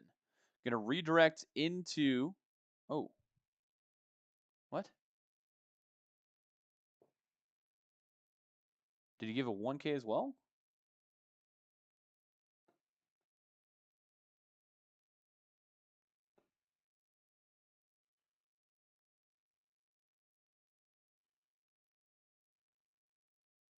Oh, no, wait. He just used his Dofi ability. Got it. Used Dofi ability to ramp a Dawn and is still considering counter. And now? Not quite sure about redirecting this one yet. Gonna be holding off for the moment. Taking his time to consider this swing. It could be he's gonna redirect into oh no, use leader ability and redirect into life. Dang! Crazy move. He says my board is too precious. I gotta keep this around. But I can take the hit. I'm a tanky man. Feel free to send an 8K coming my way at the Virgo. I'll 2K out of it, no problem. And that might be exactly what Savrix does. Or he could pivot into lead with an 8K swing. Put your opponent down to an early 1 life. Oh. I think it looks like Johnson, he's trying to eye up his opponent. He's trying to move some Dawn around. Like, would you hate it if I did a 9K? Would you hate it if I did a 9K? All right, I'll do 8. 8 into a 6K Monet. Savrix agrees. It is 8 into a 6K Monet. And he's going to give up a 2K 1K for that one. Most likely. because he wants to have big swings this next turn. And there it is. He knows that. Well,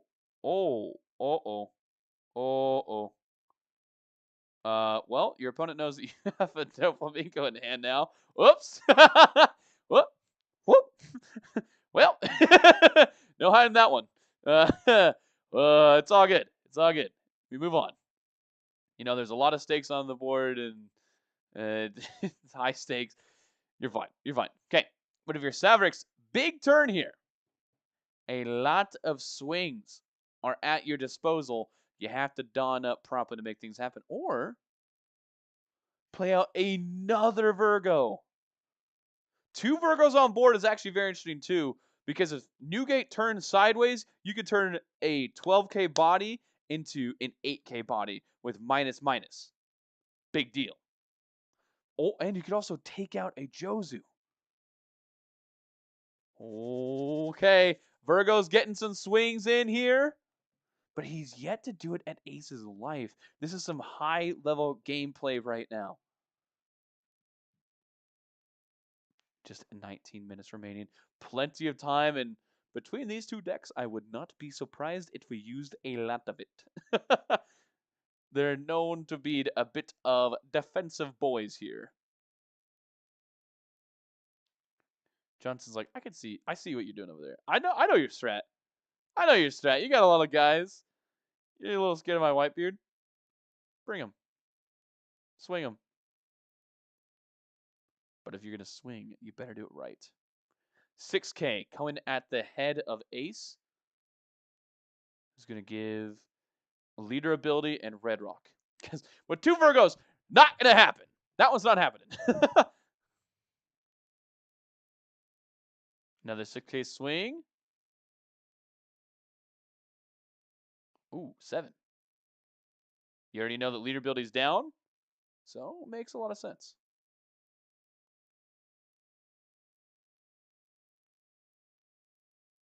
Dude, Johnson, he's got killer eyes, man. In turn, like his stares, he's trying to look into the soul of his opponent. Okay, gets out of that swing. He's trying to feel them out. What do you want to do? Because I want you to not do what you want to do. He keeps 2 done up for a slow beam as well. Massive. That's going to mean that you can turn the new gate sideways and get as much aggression as you possibly can. So Ace has to be very careful about these swings right now. But he has, just like Vegas, he's got the 4 new gates. Purple Dofi is cursed against this deck when it comes to big tournaments. 4 new gates again. Just slams under the table. You don't need to think about it. You know what's good. Savrix hates it. That means it's got the right play most of the time. The only thing is he doesn't have counter. He's kind of bricks. So Johnson needs to play around that. But if he can survive like what? A couple more turns and he still has 3 whole life, he's going to be fine. Do you swing right now if you're Johnson? Just to whittle down your opponent and risk there being a slow beam. I think that's the right call. There's no reason to swing. Your board is continuously becoming more and more of a menace. Just keep things chill. Pass for now. And you're going to be able to close out this game. Put the onus on your opponent to make the plays. And unfortunately for Savrix, that's what he has to do. I'd expect a couple 8k swings here. So probably with the Virgos first to subtract Dawn out of our new gates. I can see that being the case. That's what they're showing on production here as well. Oh no. We'll see. Okay. Here we go. 8k swing. First one at going to Ace. He's going to take it. Take it. Draw a card. Load up my hand, bro. Load up my hand. I'm looking great. A 9K swing. This is potential to block. But blocking when 2 Virgos haven't swung yet actually is good to hold them back. I'm not sure you want to do that, man. Ooh, this is a rough one to get out of if you're ace. Really good attack here from Savrix. Either costing 2 cards or a dangerous block. Oh no, there's no 2Ks in hand. You had 3 1Ks and a bunch of bricks. So he's just going to take. If you're Savrix, is this a sign that you know that your opponent is bricked up right now? I saw a rare flash of nervousness coming out of Savrix right there. Or excuse me, out of Johnson there. Johnson looks so confident, composed, poised. Ready for battle. Ready for blood. But there was a tiny chink in the armor there. Is he going to go for another 9K? Eyeing things up. Look at how Johnson, looking like the Godfather right here, poisoned his chair, bro. Oh, he cracks me up. He's funny. He's a beast, dude. This guy, he didn't win this year. You know he's gonna be coming back in next year. This guy's mental is too strong, man, and that's like the most important thing.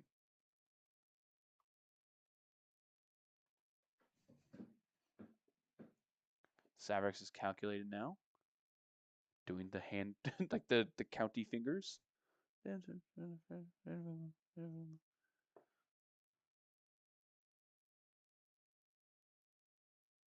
we're going to see a 9K out of Virgo.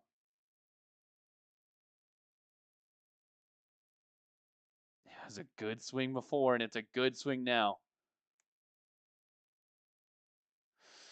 Ooh, this is nervous. This is nerve-wracking if you're Johnson. There's a lot of Dawn up still for Savrix as well, in case something gets turned sideways. And no 2Ks still.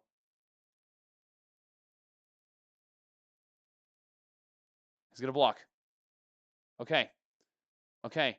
This is a sign to go for an 8K swing. Another block. If you blocked one, yep, you're going to block the next. And an 8K swing, asking for 2 cards.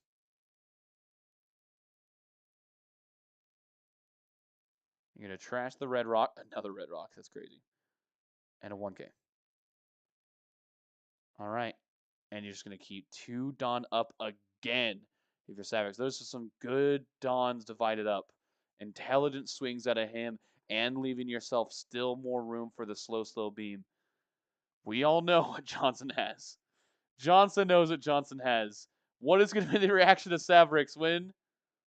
Oh, swing. Oh. He's like, wait, you're not supposed to. This could be a redirect into lead again, honestly. I could see that being the case. I would definitely, though, use slow beam.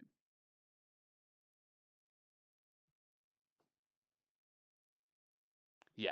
So we're going to make that happen. Go for the slow beam. Turn Newgate sideways, which is massive. And redirect into the baby or the Viola there. So we can get another slow beam back out. Great plays. Great plays out of him. Wow. Johnson did not like how that turned out. That is rough. That is worst case scenario for him. Honestly, it might have been an ill-advised swing because of that. Okay, well, let's see how it plays out. We're going to play out another Newgate. Wait, what was Savrix's face when he put it down? He just nodded. Yep. Yep. Okay. Yep. All right. I can appreciate. Did not seem shocked at all. Oh, it looks like we now actually have a 2K of a Jozu in the hand of Johnson. So we're going to be having that there. Okay. And we took our own life. So we're an 8K leader with a 12K blocker. Wow.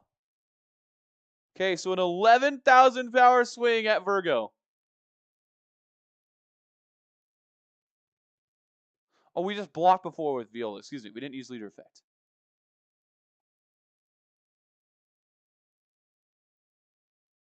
We're going to read it to the Monet. Draw some cards. One last swing is painful, though. But you have a big hand now.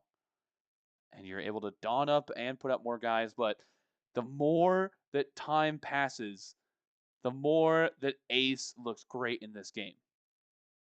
But as an 8K leader, can you even touch him? It's such a smart call, too, if you're Johnson to do this, because your hand is so full of 1Ks. It's going to need you have so much less of a likelihood to actually have to 2K out of stuff. Such a good move.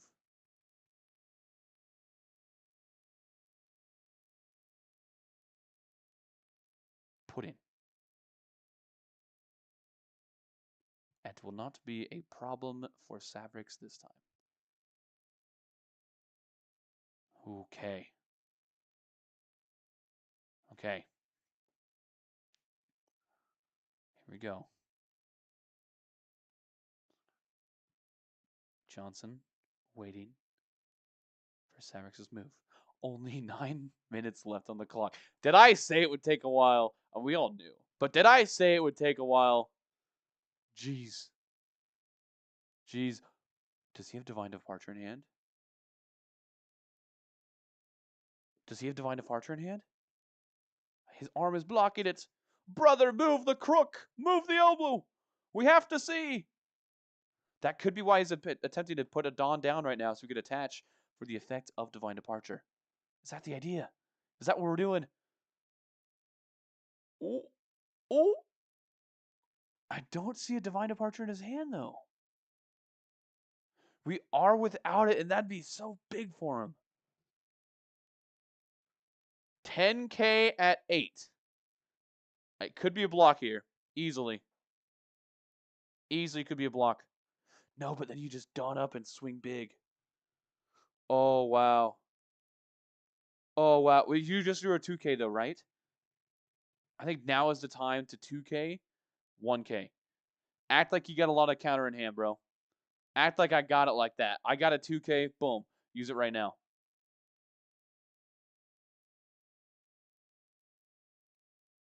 Oh, man. Johnson's deep in the think tank. Oh, boy.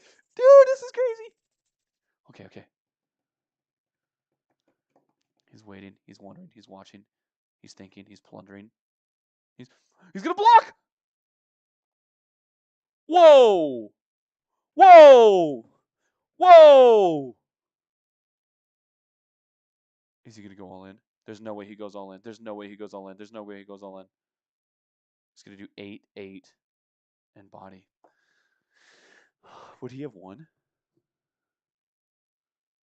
And minus on the sure. Would he have gone all? Would he have won? No, because there's still 2K and a minus 2K there too.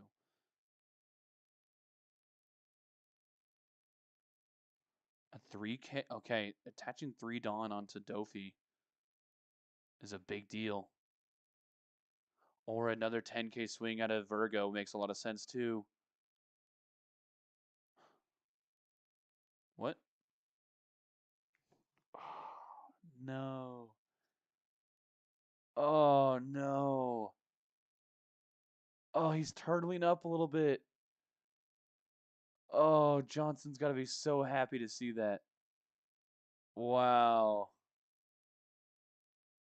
But now you have 3, and it's going to be 4 new gates. And you got to think that Johnson, after staying alive for so long with this, you got to think he's going to pull away with it. You got to think there's going to be, what, no swings this turn? Just play down Whitebeard pass?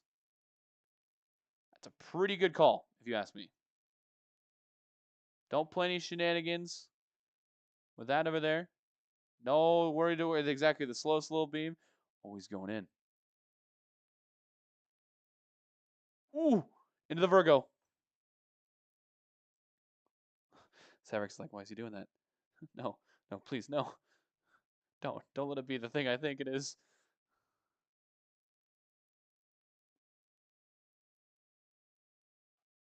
You have to. You have to activate slow beam here, right?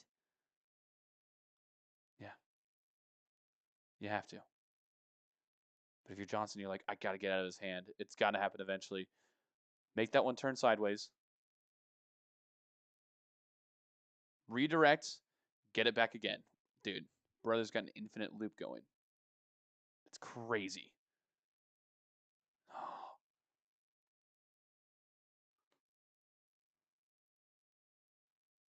This is so fun.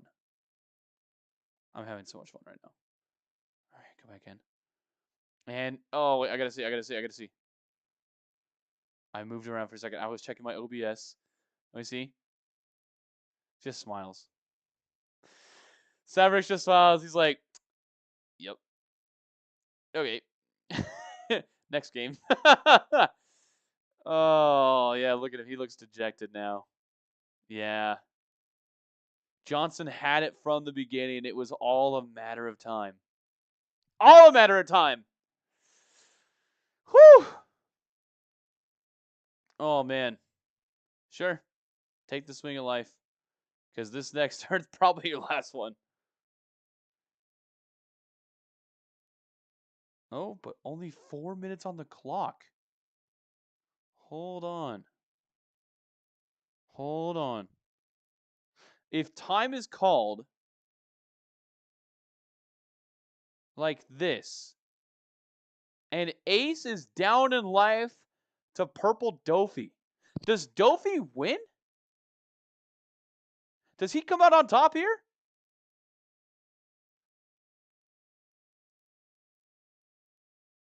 Hold on. We'll check on that in a little bit because I've seen some interesting decisions when it comes to overtime rules. We'll see.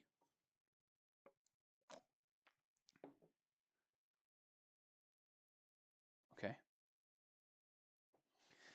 Takes the Dawn out.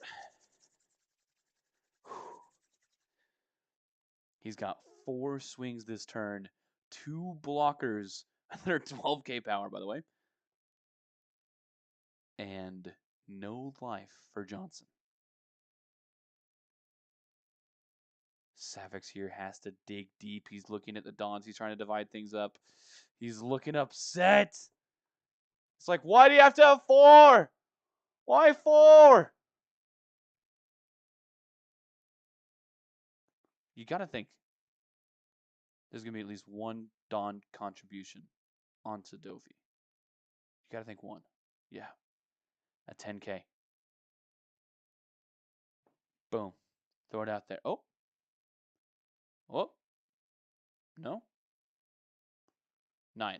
No Don contribution. 9's okay if you're Ace. It's a little awkward. Sure, you can block. What's the worst that can happen? That's a good question. 9. Another block?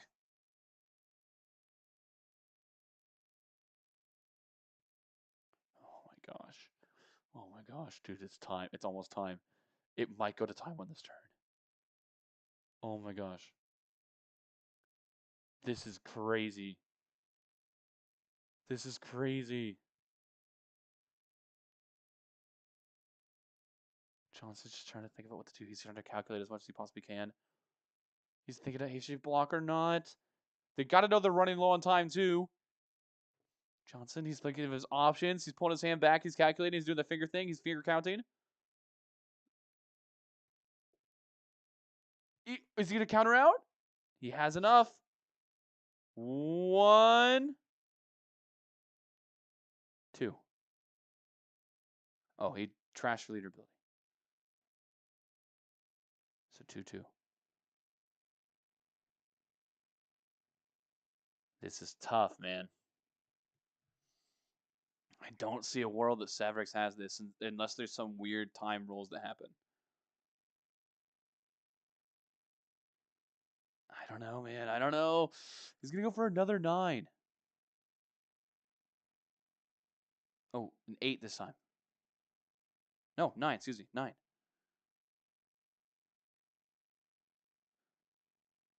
Johnson's got one block left. He could do it. There it is. You're going to put the whole thing? 10-6. 1. Or no, 2. 1. 1. 1. That's enough. Savrix had to go for it. But it's just going to be... Oh my gosh. You're looking down a billion swings. And now it's time. Okay. As time's called, dividing up turns and everything. Crazy that there's time in a third place match. Oh my gosh. But it should be cooked. Savrix, the NA Avenger, should be going down 1-0 to the Johnson Phenom here of Thailand. He's just going to take. He knows it's over.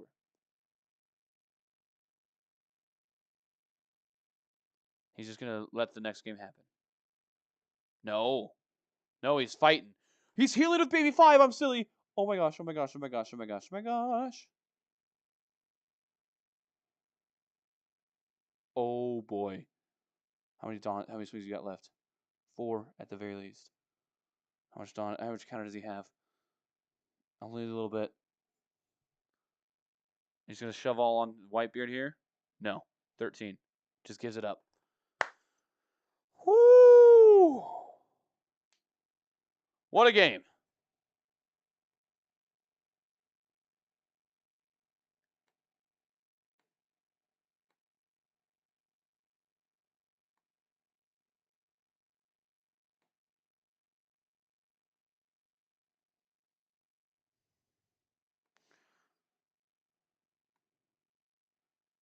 Man.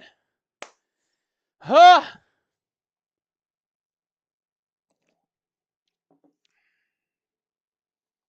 Wow. What a game. Man. Savrix, I felt like was playing that last one extremely well. I really like the swings he had going on. But 4 Newgates. 4 Newgates is 4 Newgates.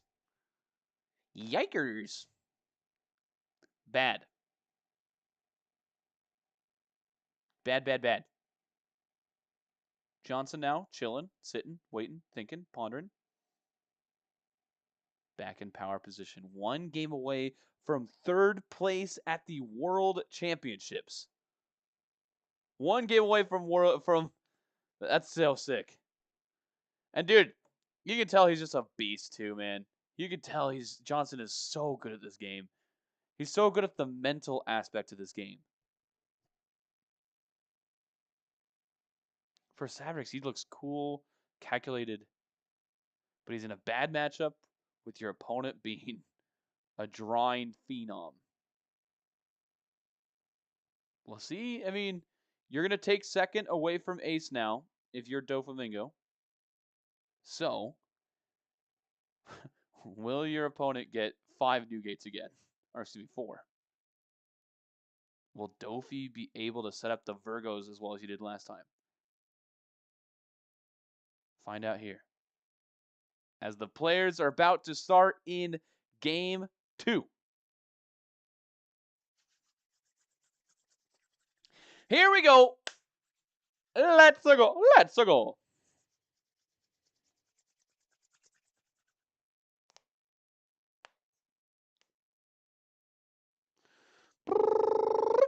A battle.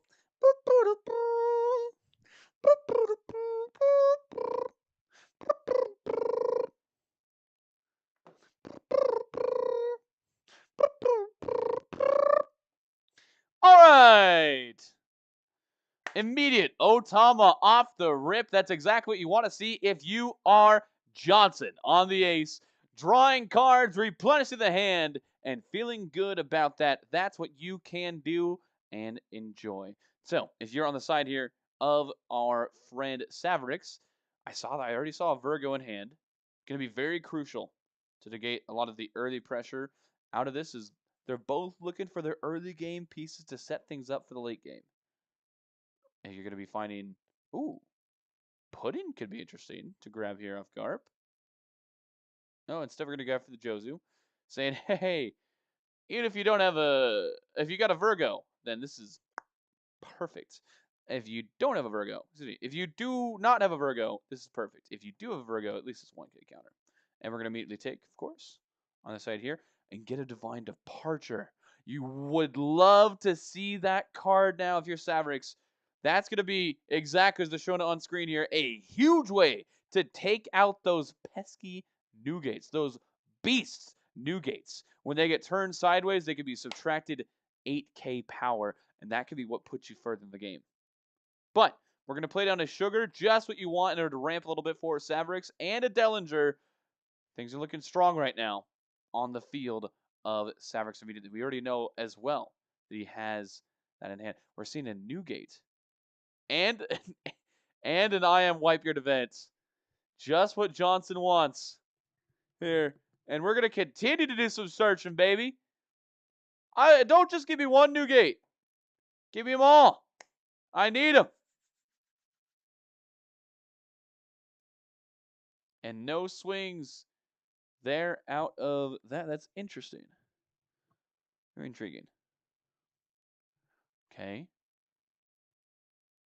Just don't want to make the Dellinger help him out with searching. That makes sense. Makes sense. Playing down the Virgo, which we expected. And a Sugar rested to get some searching done anyway. This is honestly looking ideal right now for Savrix. The one thing he's missing that I haven't seen yet would be that 8-cost Dofi. Mr. Doflamingo. No! I can't, you get the idea. He's going to eye up that Rosinante right now. Dude. On the other note, Doflamingo's actor, what a gem. What a beast. No. No. No. Oh! Love that guy. Okay. Now, is we drawing? Looking around. He has 2 I Am Whitebeards now in hand. Looking for the Newgate here, but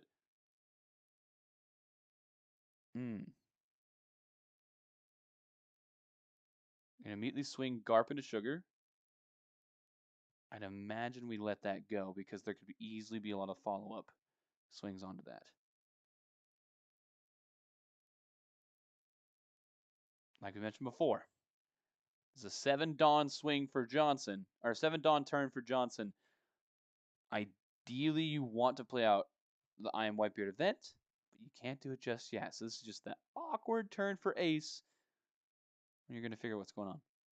He did grab a Jozu early on, so we could just see one of those vanilla boys pop down in the field early and just bounce one of his Otamas now too to just get some more drawn counter in hand. You could easily see that happen. Instead, man, we are thinking hard about whether or not we want to save this Sugar. It's real good, so it makes sense. And he's going to redirect to Dellinger, start searching, and I get it. He wants to find an 8-cost Doflamingo as well, since I don't think he's found one yet. And there it is. Slams it down onto the field immediately. It's like, yeah, no. I know what I want. That's the one. Okay. Johnson.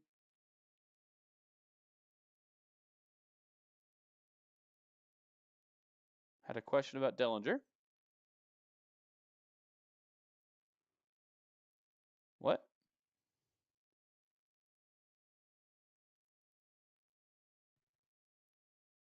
What? I'm confused at what's happening right now. Now we're going to clean up the Sugar. Dude, if he countered out, that'd be hilarious. That'd be awesome. If he counters out. Oh, okay. Dang! I was like, yo, imagine that guy sticks around for a minute. Okay. And, I mean, on this next turn, you're going to have to navigate your way through some swings right now if you are Savrix. But on Savrix's next turn, you got a Rosie and a Dofi. That's sick, man. Rosie's feeling good for you. He's got 6K. He can swing into that ace, no problemo. That'll be nice. And, of course, Dofi is a 9Ks were the problem that Ace had to deal with last time too. So you know those numbers are not what he enjoys. But I'm imagining once we figure out what to do with this swing, 2K or something out, I imagine we're gonna pop down that Jozu. 2K1. Oh, interesting. Oh, 1Ks actually out of it. Okay. We're gonna pop to the Jozu, return this to our Otama to our hand, and force our opponent to return a Dawn.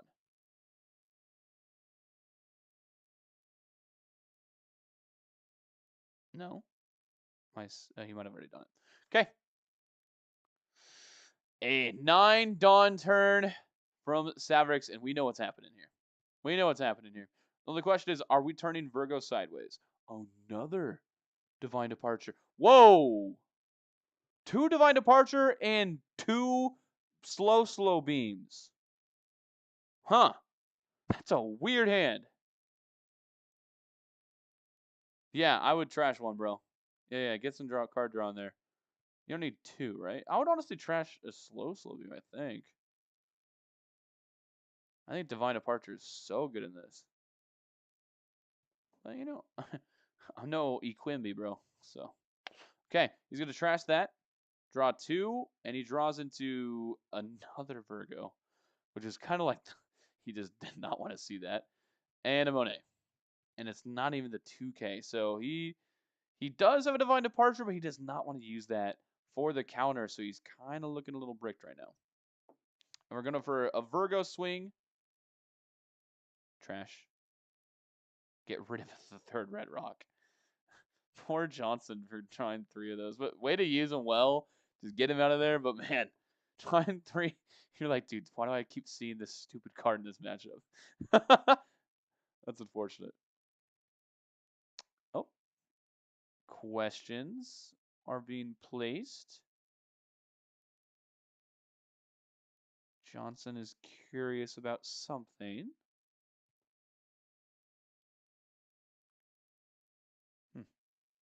What's happening here?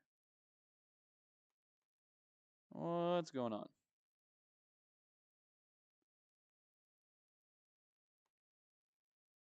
One went down. Okay, the Yamato did die. Oh. And Ace didn't have any Dawn underneath him.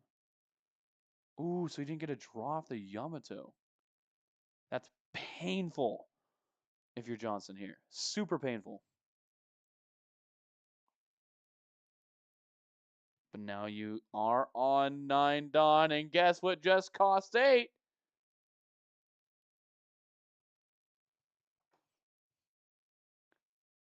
Yo, estoy Whitebeard. I am going to swing for 7 and redirect to Dofi. I am... Oh no, he just ranted on and redirected to Dofi. Excellent.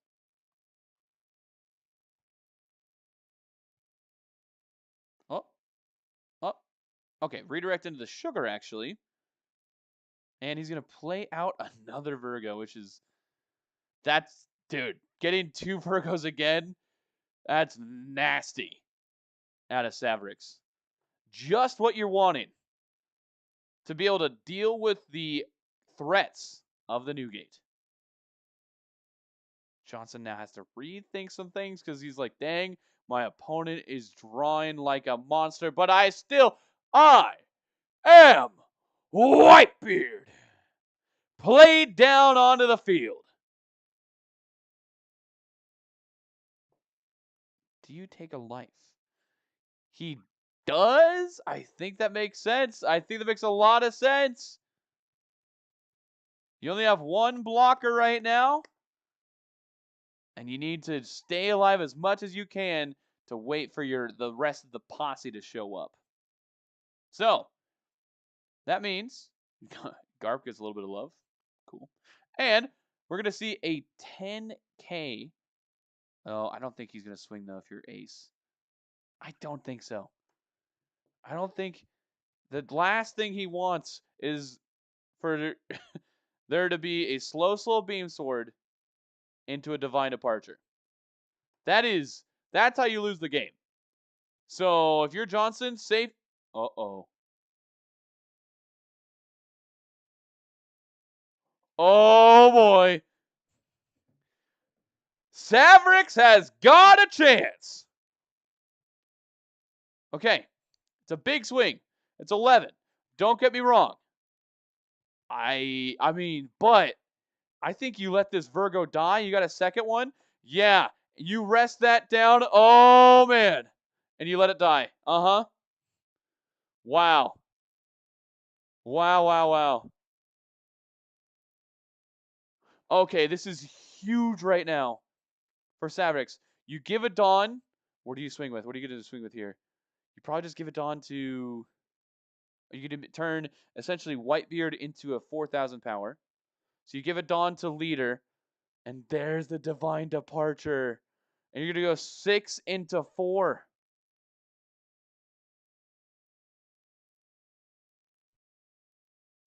Huge plays. Johnson not happy. Not a fan of what just occurred. And he was like, oh, that might have been the wrong thing to do. Just lets Nougat go down immediately. Okay. We're going to go for, what is it, a 7? Oh, no, he's an 8K leader, right? Exactly. So do you have any good swings here at all? 7 into Jozu? And -1? Mm-hmm. Just clear the board. If you're Johnson, you probably got to let that go too. You have so many cards in hand, though. But no Whitebeard. Okay, so you just let him clear your board and do an 8 at life. And then a 9. Yeah. You take a 1, trash 1. What, take out probably like an I am Whitebeard? No. Cavendish makes sense.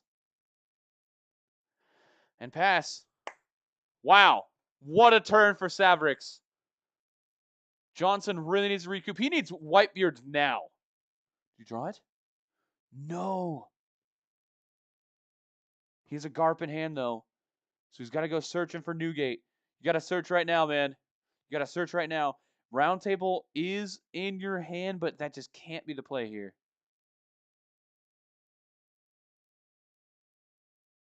How many cards do you have in hand? He says 5. If you don't put down Newgate this turn, you can at least search with Garp and then set up a round table if something else fails.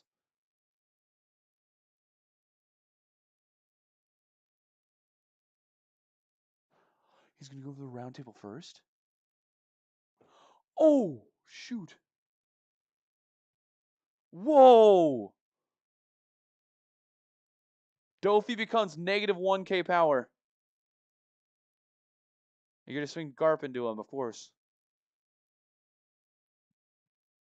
Wait, if you're Savrix here, do you ever redirect?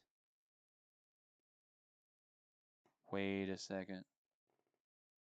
Wait a second. Wait a second. Wait a second. Wait a second. Or do you ever counter and then redirect? He's got 1K in hand total, besides the slow beam.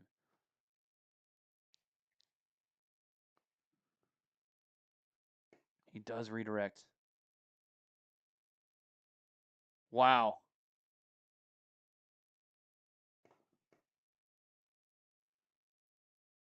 I don't know what Johnson's question is.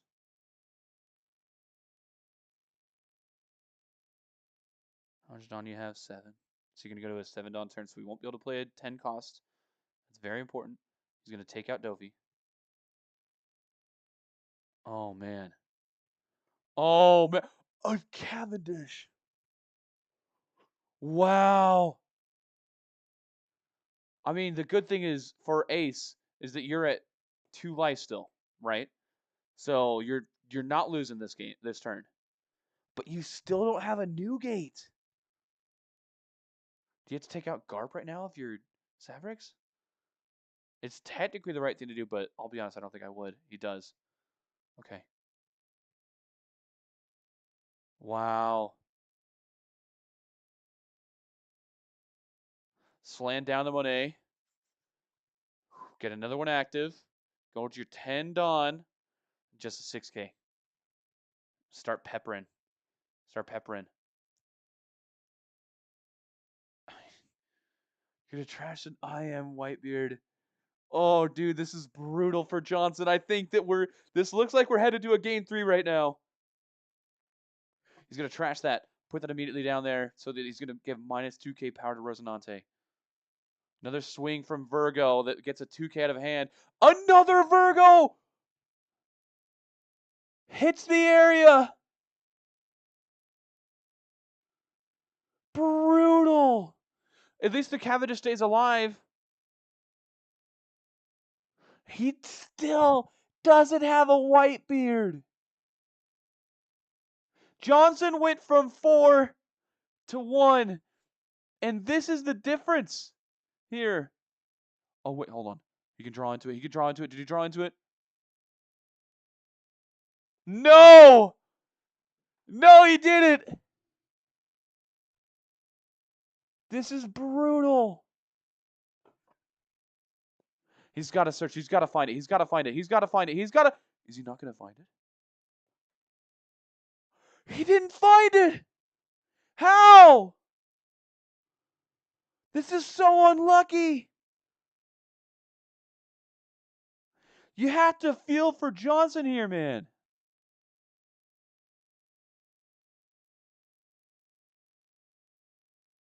Wow. He's got to play a Marco. And, oh, man, this sets up for 10 cost. No, oh, my gosh, this could be 10 cost. Bang, bang, bang. Can't rest. And it's in hand. It has to be the play. It has to be. You can't let him draw off the Marco. You can't.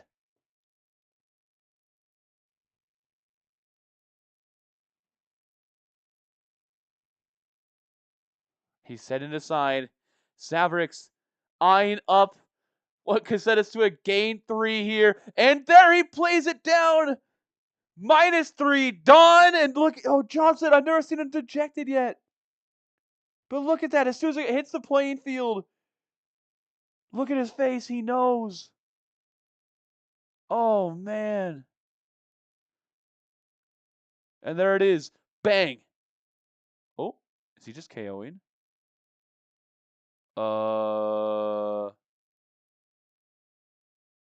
Huh? He just drew into a 10 cost, didn't he? No, he didn't. How does he still not have a 10 cost? Why did we do that? Why did we do this? I'm confused. I mean, he's like, maybe he's thinking, I can't go for game here. So why?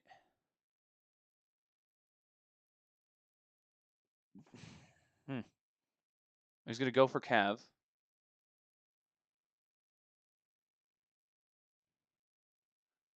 Well, if you're Johnson here, what do you do? He's going to trash, of course. Okay.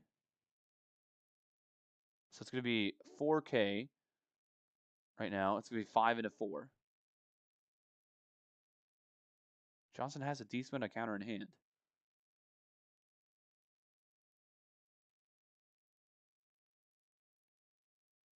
Oh my goodness gracious. He's going to let that one go, though. He can't draw off it, which is super unfortunate because he already drew off the Marco. So maybe that's why?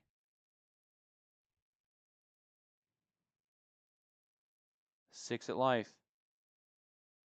Gives him the 1. Gives him the pudding. 7. Otama here? Okay. Does he draw into it now? He has to. He has to. He does it! You can see the frustration on his face. How does he not have it yet? Play a Garp. You have to. It's in there. They're in there. I probably, maybe we took him out in between games. He doesn't find it. This is insane. This is insane. How? How does he not have it?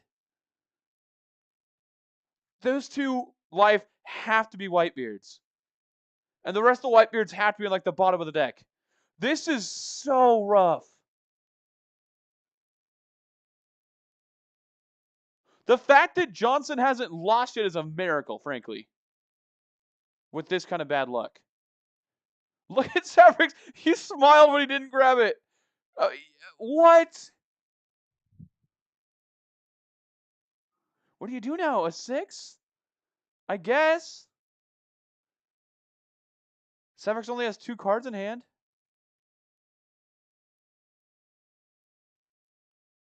Okay. Is there a world where you go for game this turn? You get essentially 3 swings. No, and he's got to redirect.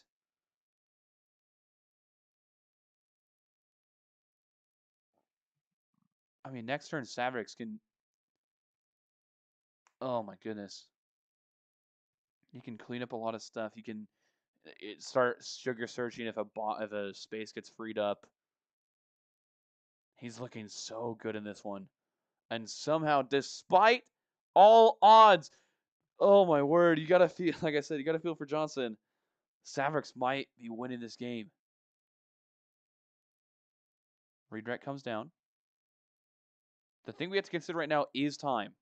They're both still at 2 life, and there's the 3-round rule for that. Redirects there. Do you just go for a couple of 5 swings? Or 5K swings? He's thinking about it. Yep. There it is. At life.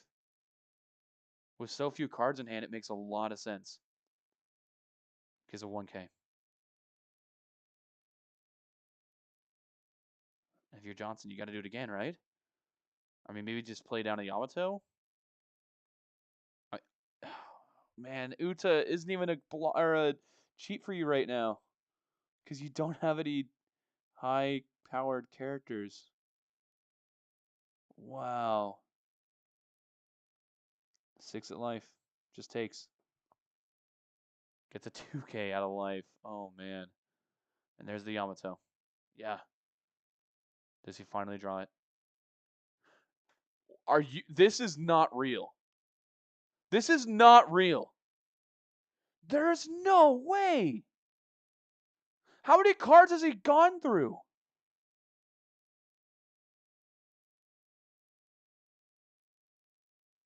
This is brutal. Poor Johnson, man. Look at his face. At the World Championships, you draw like this? I mean, Savrix he's thanking his lucky stars, man. It's going to be an 8 and a Marco. Okay, what do we have here? We have a 2K. We have several 2Ks. We're just going to let it go. Yeah, it makes sense. I mean, you don't have what you need yet. So you're drawing 3. And he gets 2 new gates. 2 new gates. You got to think the other 2 are probably in life right now.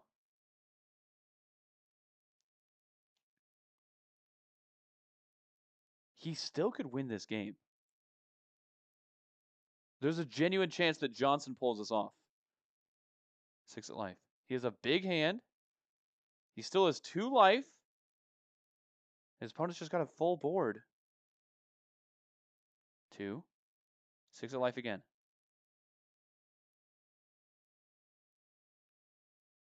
I don't think so. I don't think he can. I think it's over. 8. That's a big one. He's going to go for, what, an Uta here? Oh, this is rough. This is where it gets rough. And you have a 10K swing going your way as well.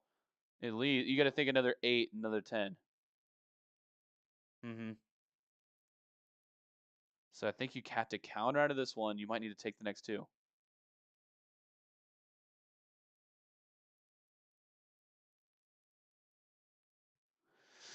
Oh, man.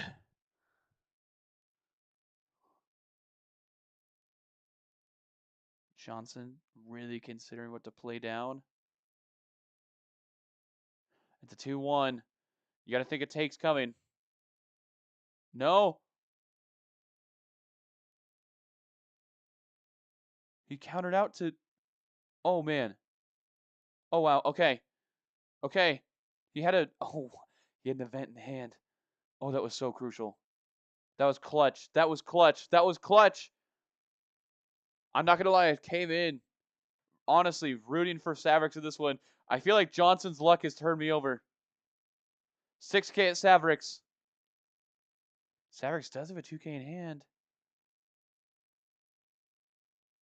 He's got 2 Dawn up as well. Clever move out of Johnson here, trying to bait out. If there is a slow beam, I mean, he wouldn't play it here, I'm sure. Oh my word.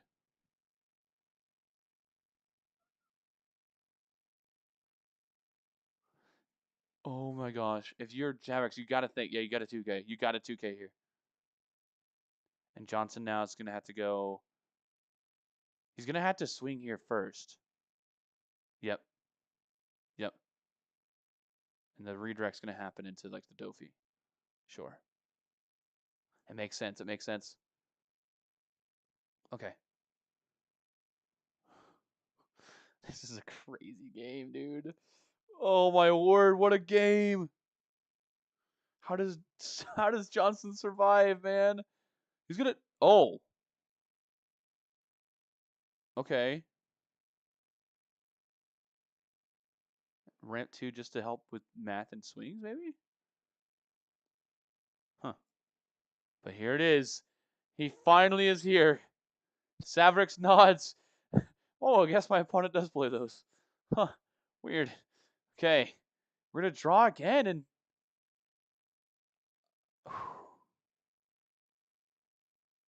There's no way you trash a Newgate. Did I see him play up a Newgate? There's no way. No, no, no. No, no, no, no, no. Trash a Marco. Makes sense. Sure. Put some Dawn underneath the Garp. Not going to matter. I don't think. Maybe maybe 5K. I'm not sure. Look at the timer on life, though, or everything, though. And you saw Ace also. Oh, that's so crucial. He takes his life, and he puts down a blocker as well. So he's an 8K leader with 2 blockers out. Wow.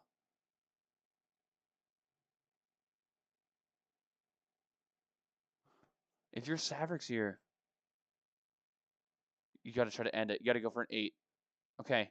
But he's just going to be able to 1K out. Yeah, Jozu, no problem. He's going to go for another 8. Minus on a Yamato.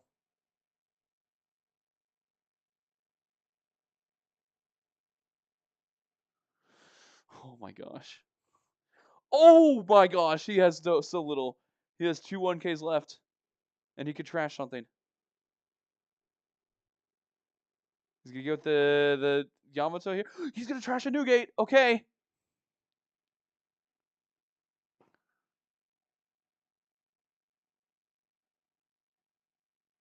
All right, now we're just thinking.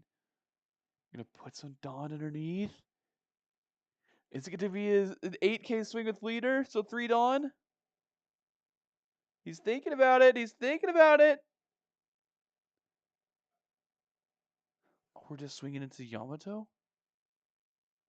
If you swing into Yamato and you're Ace, you're like, dude, immediately. Yeah, I'm scooping that up. No problem, right? You gotta let that go. There's no way. Oh, yeah, of course, at this point. Of course. Yeah. You're honestly fine with that, right? You draw. And now time has been called. What a match! Oh, my word. It is insane that this match is so favored for Dofi. that Johnson can draw like this with ace and still kind of be in this game. It's such a bad match for Dofi that it's not even over yet. And also, credit to Johnson, man, for surviving. He runs Roger in there. It doesn't look like it'll matter yet, though. So that's going to be, oh man, a massive swing here. You got to think Uta is going to be blocked. You got to think Uta's going to block here.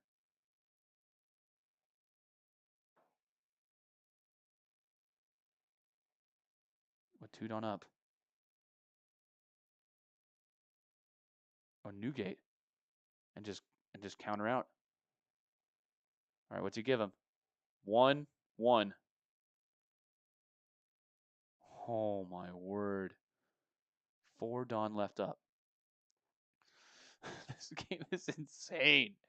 Oh my word.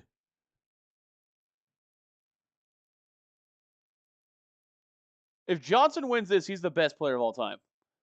I don't care if it's a third place match. He is the best player of all time. Right now, he's trying to see if he can get through. You're going to swing with Newgate immediately. You got to think that's going to trigger a slow beam, though.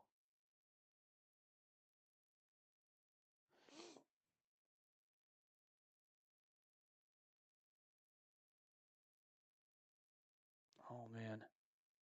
Okay. Oh, he goes for the bullet string. Wow, what a play. And taps it down. Oh, man. Oh, Johnson. Oh, no. He looks so dejected now. Oh. Great play out of Savrix here. It looks like a well-fought game, but I think there's going to be one more redirect, probably to the Sugar. Or to absolutely makes more sense to the Dofi. And because of that, yeah, he's just going to give it up, and we're going to a game 3. What a series. Oh, my word. Savrix with the great 4 Dawn play is going to play the bullet string into the slow beam and send us to game 3 and the World Championships.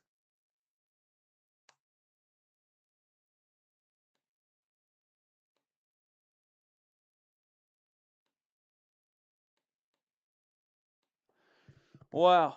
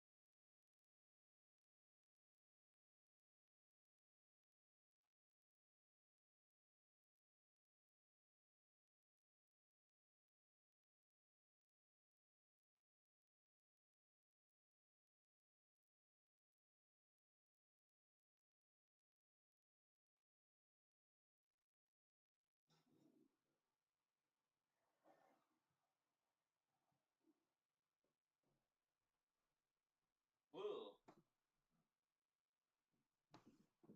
Oh, that's gross. Yikes.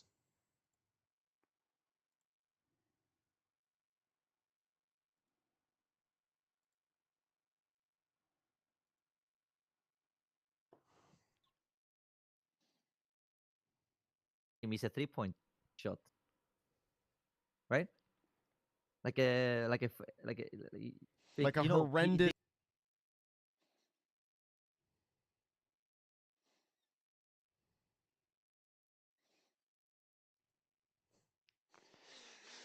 All right, here we go.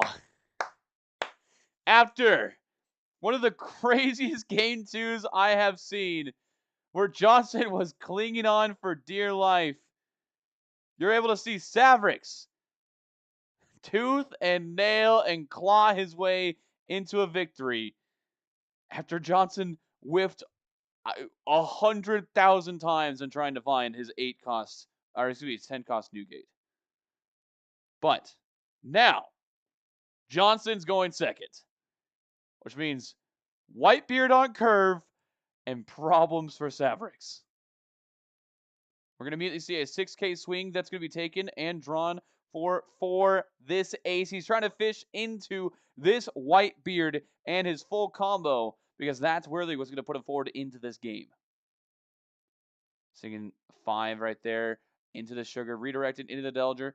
Both of them finding as much of their piece as they possibly can. I'm already seeing an 8-cost Dofi out of our Savrix's hand. And another Rosie as well. But he looks like he's going to be picking up... Ooh. Picking up a Dellinger. And he bottom decks 2 Divine Departures. That is massive for Johnson. Because really what put Savrix into the game last time was Divine Departure swinging into the Newgate. 2 of them going on the bottom. We're going to see how many he runs. It might just be 2. That is a massive, massive deal. And a big boon for Johnson, as well as the fact that he's going second. Ron into this turn too. And this is the first time that we don't see Savrix with Virgo. Oh, man. And he's got 2 I Am Whitebeards and 2 Whitebeards. Oh, this was such a good match. In game 2, this might be a wash here in game 3. Johnson is looking poised to run away with this one. We're not going to count the chickens before they hatch. But if Savrix already bottom decked some Divine Departures, and Johnson already has 2 Newgates in hand, what are going to be the answers that Savrix has for the situation? Especially with no Virgos either. He's got a 7K swing coming at life here. Savrix chooses to take that. Oh. Considering a trigger. Probably a slow beam in order to ramp. And he's choosing to not take the trigger and just put it in hand. It's such a valuable card in this matchup. It keeps a couple of Newgates at bay. Makes sense why you want to put that in hand. But also, frankly, going first and being able to beat your 8 Dawn turn is pretty dang good too, in order to put out your Doflamingo. So there is this consideration for that one. All right, putting some bad boys out there, some Donnies, big old Donnies, as Marco has hit the field. We're contemplating, deliberating our actions right now, as we got a couple things we could do. 6 at 6. What say you? Oh, if you're Savrix and you see in trash a I Am Whitebeard, you're like, uh-oh. Oh, wow. We have, okay, Doflamingo into Virgo. So, frankly, Savrix, this whole series has been drawing great. He's drawing exactly what you want. And Johnson, I think, is feeling a little upsetty from how things went before. He's immediately going to slam down the Newgate. It's what you expect, but not what you hope for, is your Savrix. Johnson now looking fantastic in this game. And he's going to be able to draw and discard a Cavendish as well. And he has 2 more blockers on field. Boom, immediate 8K swing into the Monet. Drawing 2, trashing 1. Asking for 2 cards out of Savrix. All right, we're redirecting to Dellinger. We're going to go fishing. We're going fishing. Maybe for another Virgo, I'd assume. And he's got one right there. Or Bullet String could be good too. But I assume it's the Virgo. No. Yes. Maybe. Oh, there it is. Makes sense. Makes sense. We want to be able to minus some power, keep protection. It's just basically kind of like the best card. So it's real good. And he lets the other Monet go because we do have. Wow. Did we just top deck that 8-cost Dofi? Am I crazy here? What the?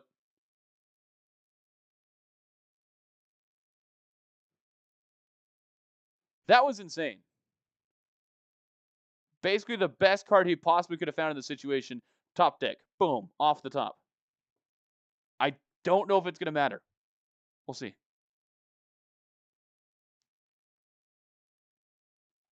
Go back to live here. Boop. Do we miss anything? Nope.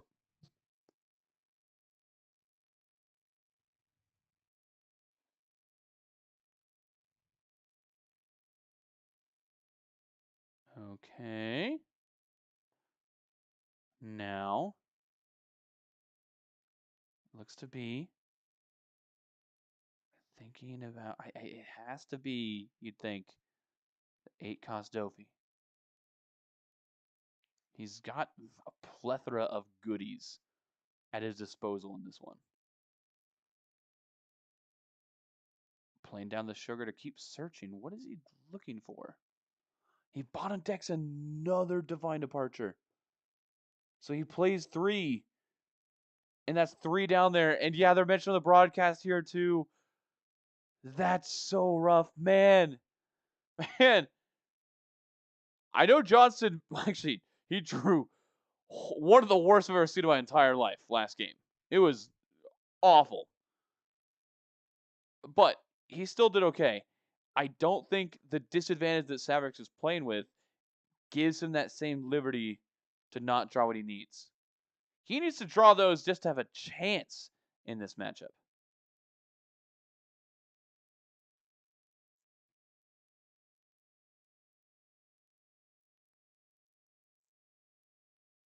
Blocked by Marco. And a trash of the Red Rock. Not useful again.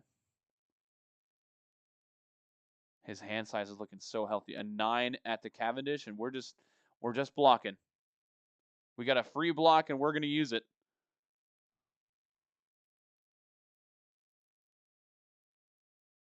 $6K at life. No, at Cavendish. It has been subtracted here, so it's going to be a 6 into 4. And we're giving up a 2K and a Jozu.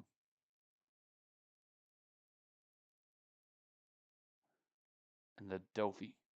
Now, brings out Rosie. Not a second Virgo this time. Really wants the extra Dawn for some of these events. It makes sense. Slow Beam is so good. It makes your opponent, Johnson, really consider how he's going to go about swinging in this game. And frankly, it makes him swing new gates a lot. Because they're just going to get rested. Like this. Boop. All right, Rampadon. Rampadon. That's got to feel good. That's got to feel real good. So Savrix is all but guaranteed to be at 10 Dawn this next turn. If that matters. I don't believe it would. I don't think that he would play down 10 cost Doflamingo. Savrix is looking down a 12,000 power swing at 7. He's going to choose to redirect into, could be life here. You don't want to lose a big body, or it could be sugar. He's going to choose a sugar here. Makes sense. It's probably going to drop anyway. Exactly.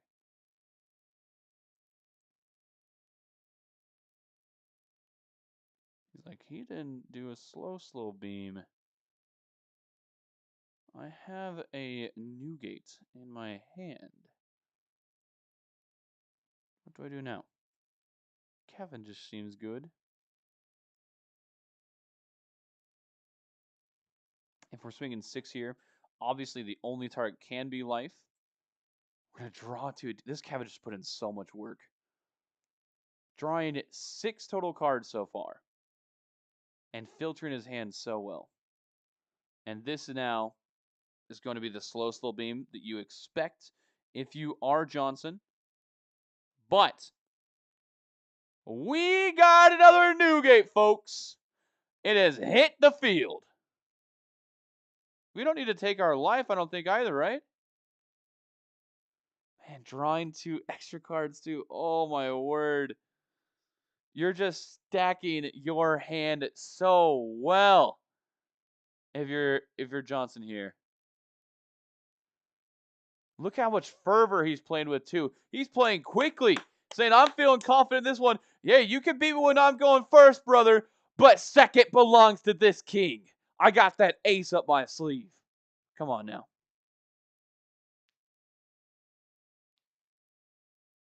He's going to be swinging what's going to be a 10K into 7. So he's asking for 2K, 2K. And I don't see it.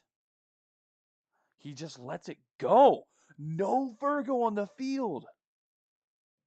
He's got one in hand, though. He still has one in hand. So you can use that and play with it a little bit if you are Savrix. But that means you have to reserve at least 5 Dawn for that.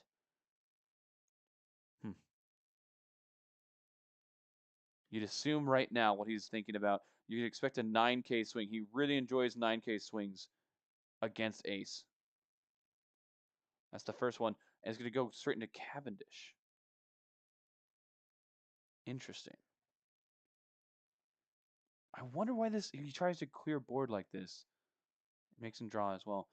When he knows that clearing these draws Ace cards, then if Ace gets all of his Newgates like he just drew, that's GG's. I wonder why that's the consideration. I'm not entirely sure. But I don't think I agree with that move personally. But he is playing extraordinarily well. He's in a rough matchup, and frankly, a rough place in the rough matchup. Johnson, look at him. Poised, in control like this. Now just waiting patiently to crush his foe. Takes a free block onto that 9K swing. Waiting. Asking. Please, bring some more Savrix. You brought me to a gain 3.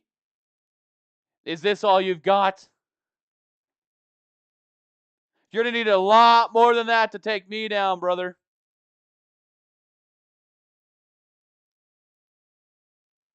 Savrix is desperately looking for the swings, for the Dawn, for the math that's going to put him ahead in the situation, but I'm not seeing it. I don't think he is either. 6. Going into Marco. That clearing to Marco is very crucial. Getting those tiny blockers off the board could be they're so annoying to deal with. 6 into Marco.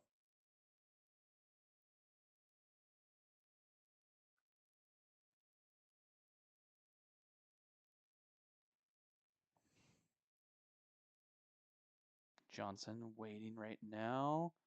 Goes for a Yamato. Savrix looks like he's donned up for a baby 4 or 5. Oh, it's Sugar. Okay. Ramps 1 for that and plays down another Virgo. Makes sense. And we're setting 2 as active, passing the turn. But geez. Johnson has drawn so much off of KOs, off of Cavendish, off of so much. I mean, frankly, it makes sense, I guess, if you're trying to clear the board of Cavendish because it drew your opponent so much. But it might be too little too late. It's going to be a 12K swing right now into, I believe, the Rosie. We're going to redirect that to sugar and play out this Monet. Oh, hold on. First, those abilities.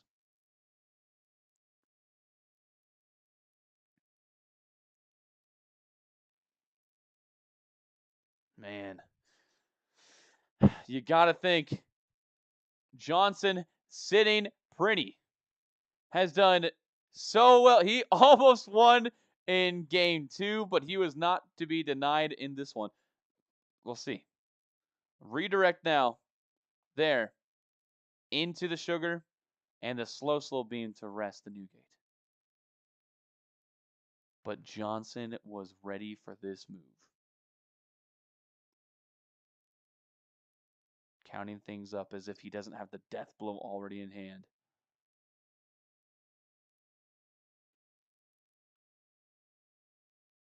Boom. Savix raises an eyebrow, smiles, looks down at his board, which is honestly great if it weren't staring down 3 12K blockers.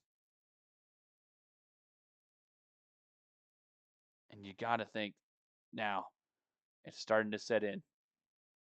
Rosie has fallen. Savix taps. What's the game plan? Got to whittle the hand down to just nothingness if you are Savrix against Johnson. A couple more 9K swings as you keep doing. But your hand is much smaller than his. And he's got a better board.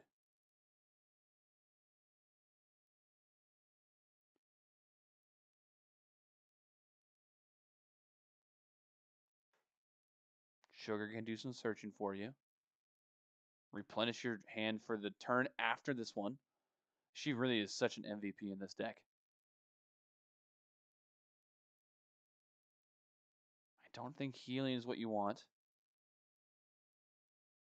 What you need is just bigger bodies. Bigger bodies to be able to swing over the top. Or more Virgos to minus some things down and some divine departures. But we're getting to the point where it won't matter. 8K at life.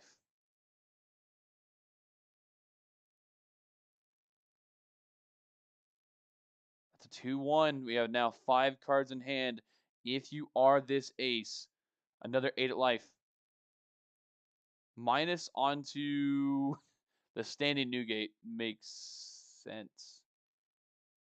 Especially if you're trying to do 10K swings with the Doflamingos. I see, that's a good strat. It's a good strat. Great strat. But it also means that you probably want to block here. And then once Dofi swings into your new 8s because of that, oh, or you just counter out. I mean, hey, if you've got it, you've got it.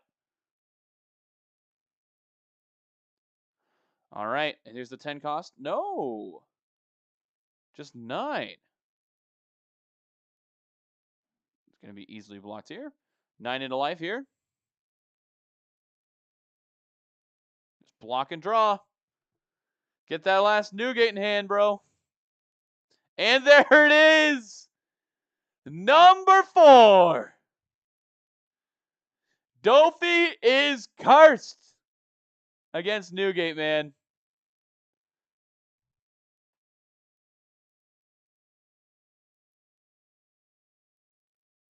Oh, boy. Oh, boy. Savrix already knows. You can see, I can see some excitement in his face. He already knows it's over. I said Savrix. Johnson already knows that it's over. As soon as he draws that last one, it is the cherry on top of this cake. The cherry on... Oh, wait, whatever. It is... Oh, my gosh. It is late where I'm at. 1:35 a.m. Whew. Okay. And I had a 10-hour workday today. It's fine. So...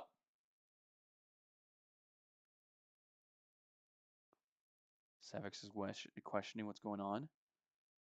Thinking, considering Weighing the options.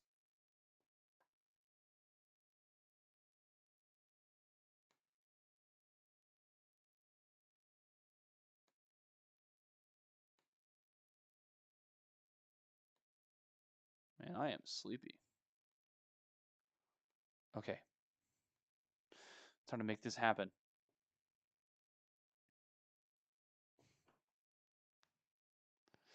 Oh my gosh. Oh, this is brutal. He's walking him down.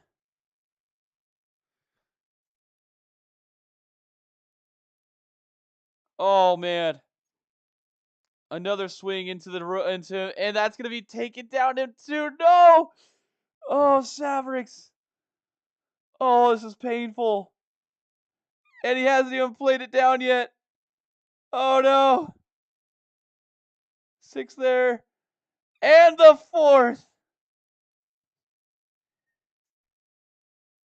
We all know. We all know at this point. This is GG's.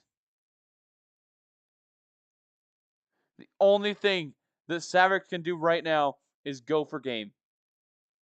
He has to go for game. Your opponent cannot unrest their Dawn, which means basically every single one of your hits needs connect. And Johnson has so much counter in hand, I don't think that happens.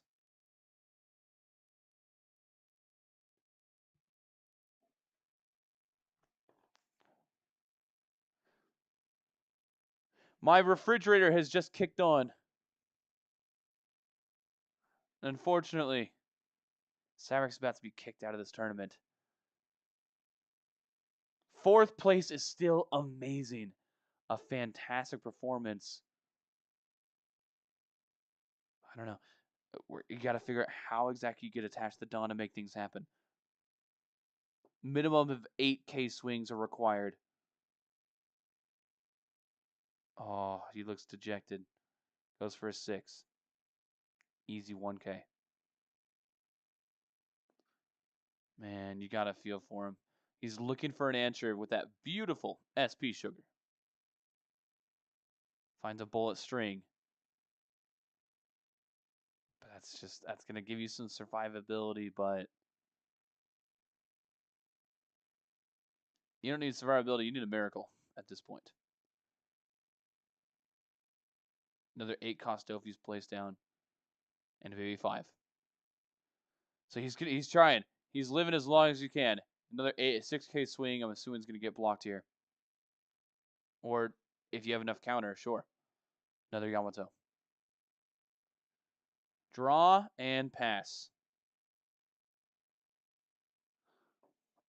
Johnson is now going to continue waltzing forward on the back of these Whitebeards to victory. Whitebeard, he had some sad moments in the show. But the end of it all, this is his redemption. Doing it with his lieutenant, Ace. That duo is about to push down the likes of Doflamingo, and Dressrosa looks on the brink of collapse.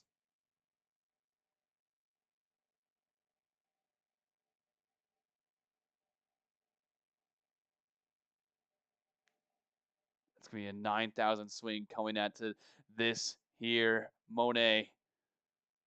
Draw 2. Find something. Trash another one.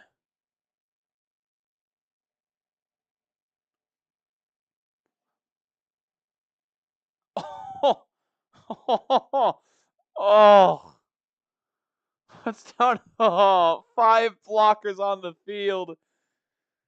I feel like this is the One Piece equivalent of dunking on your opponent. Oh man. This is so brutal. At this point, a high school team in basketball is playing against the Harlem Globetrotters. Don't get me wrong. High school basketball, it's not awful. but they don't stand a chance against those demons.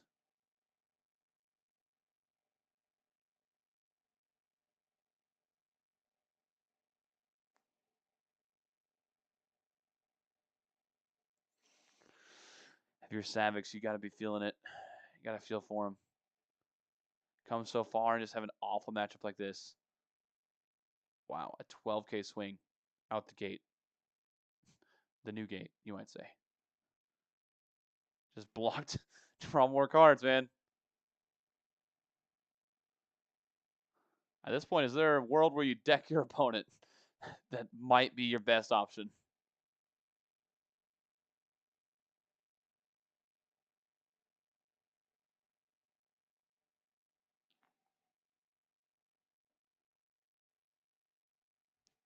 Okay.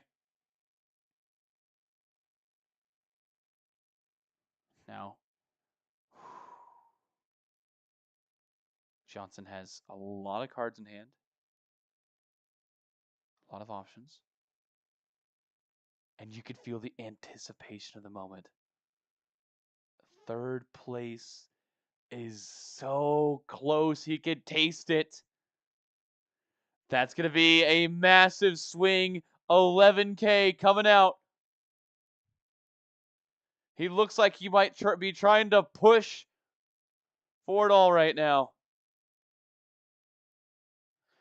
Savix is going to block with field. He's going to get back. But you can only assume is another slow beam.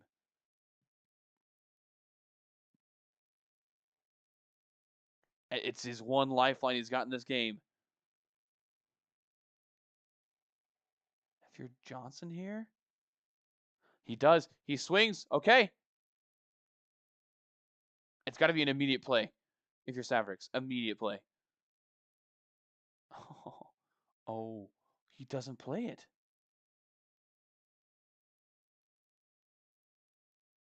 Another swing.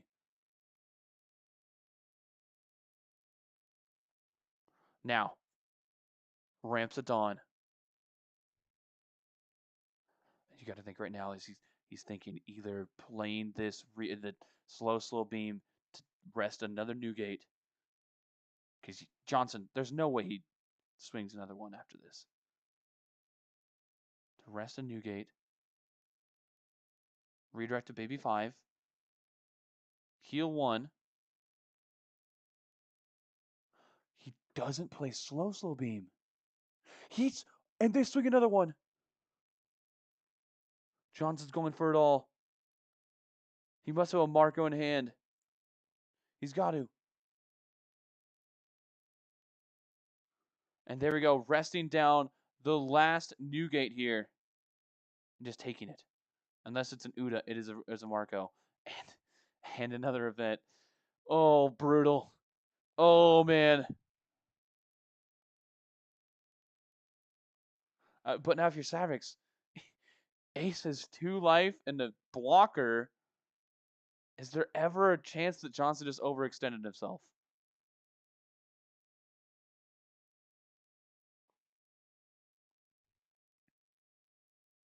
I don't think so.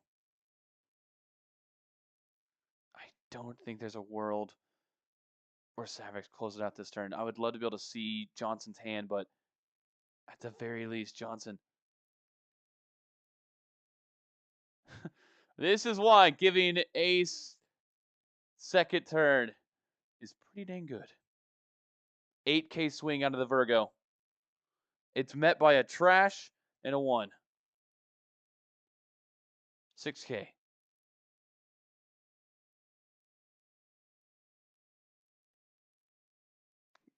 Johnson counts up the swings of his opponent as he's still firmly in control of this one. He counts the number of cards left in his deck because, frankly, like we said, that's really the biggest hurdle in this. Decides he can draw with the Marco.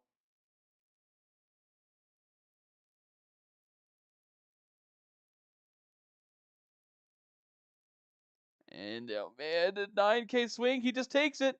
He can't draw off that. That's really okay. A sugar being placed out. Oh, my word. Oh, my gosh. And 4 Donna. Oh my gosh. Here we go. Man, this is crazy.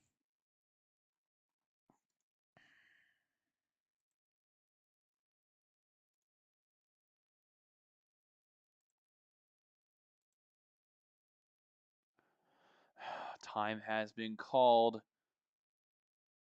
Oh my word, time has been called! 2 games in this third place match have gone to time. Bangers. Absolute bangers.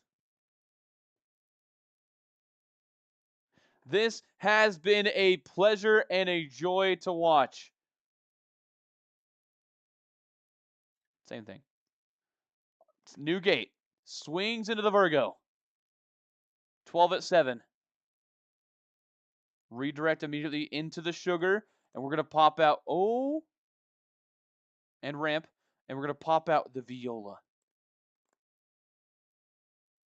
Tricky play. Does it change anything? Johnson still has his eye set on that prize. But he has, now that they're in time, he has to whittle down this board.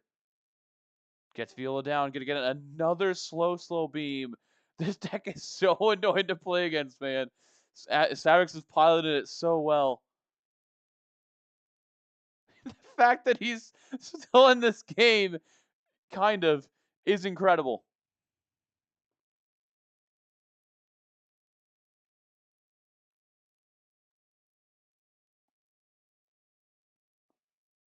Okay. And now, just lying and waiting, seeing what could possibly happen.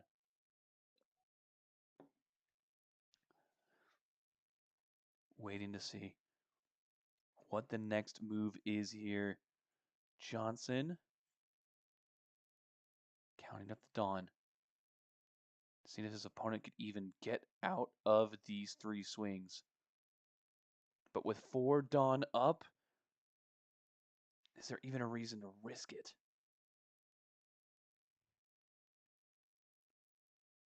And then if he does swing these Newgates, can he survive?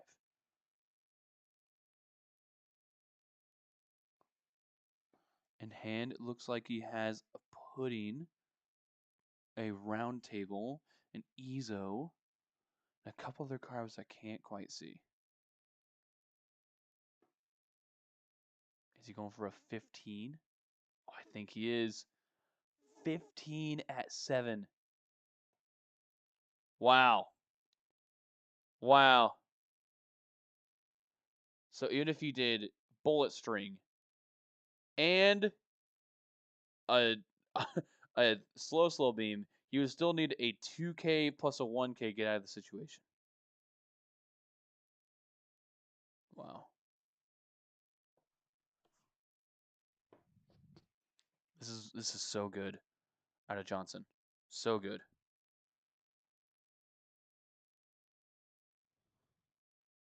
Okay. Sav now is being forced to let Virgo go here. There's nothing he can do about it.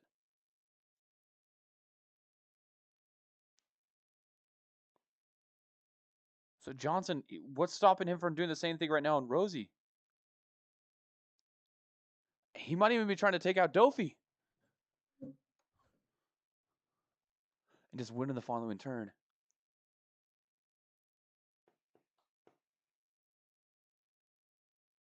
Oh my gosh. Oh my gosh.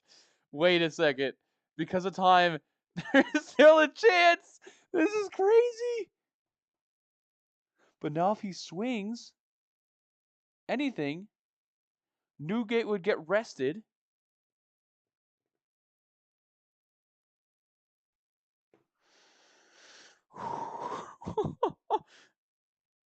Oh, this is crazy. This is so good. 13K. At 9. And now we're going to play. Oh, he brings it to the forefront. I think he wants to. I think he's got to be a bullet string plus sugar, right? But oh man, counting out with sugar would feel so bad. He's gonna let it go. Oh wow. He's put him in a horrible situation. Great swing on a Johnson. Savrix is doing his best. He's gonna play it down. Bullet string -1 and sugar.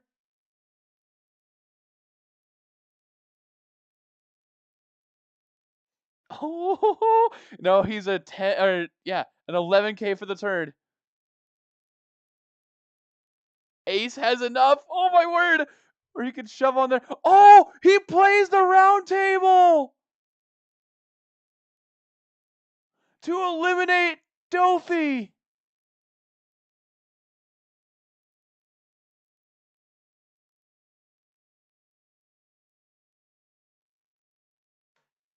Wow!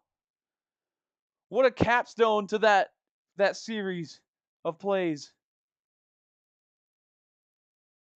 This has been so well played by two incredible One Piece goats.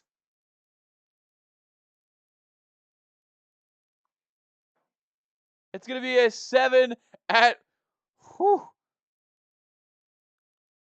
a 2.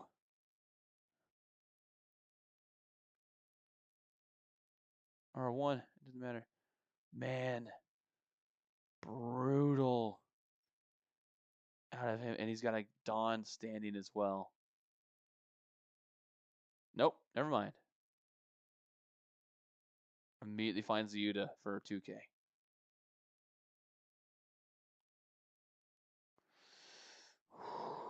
Okay, Savrix. He does have the excuse me. He didn't draw it. He does have Rayleigh in that deck for a rush. If he had drawn that, would that have been enough? I don't know. Is it 10-11? I think it might have to be 10-11 here. I think that's how the maths. It doesn't feel great. And in fact, it feels real bad. But it's all you've got for the hopes of NA.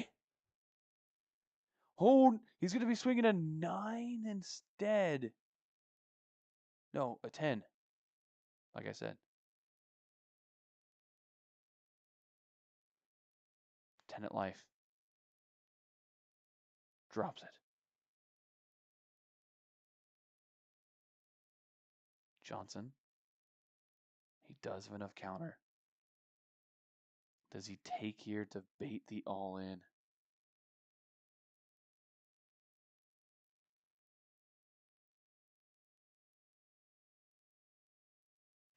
Of course, it's the Red Rock that gets him to 2-2-2.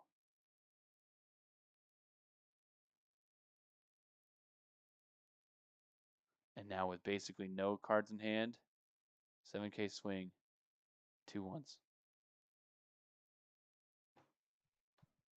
Savrix has no cards in hand.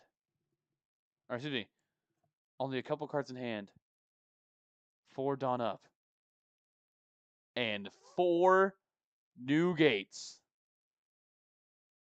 That should, after going to time twice, be able to close this game. Newgate with a second swing. He can't do anything about it. Oh! He can't do anything about it. Gonna take again another baby 5. Those both have been really nice a little bit ago.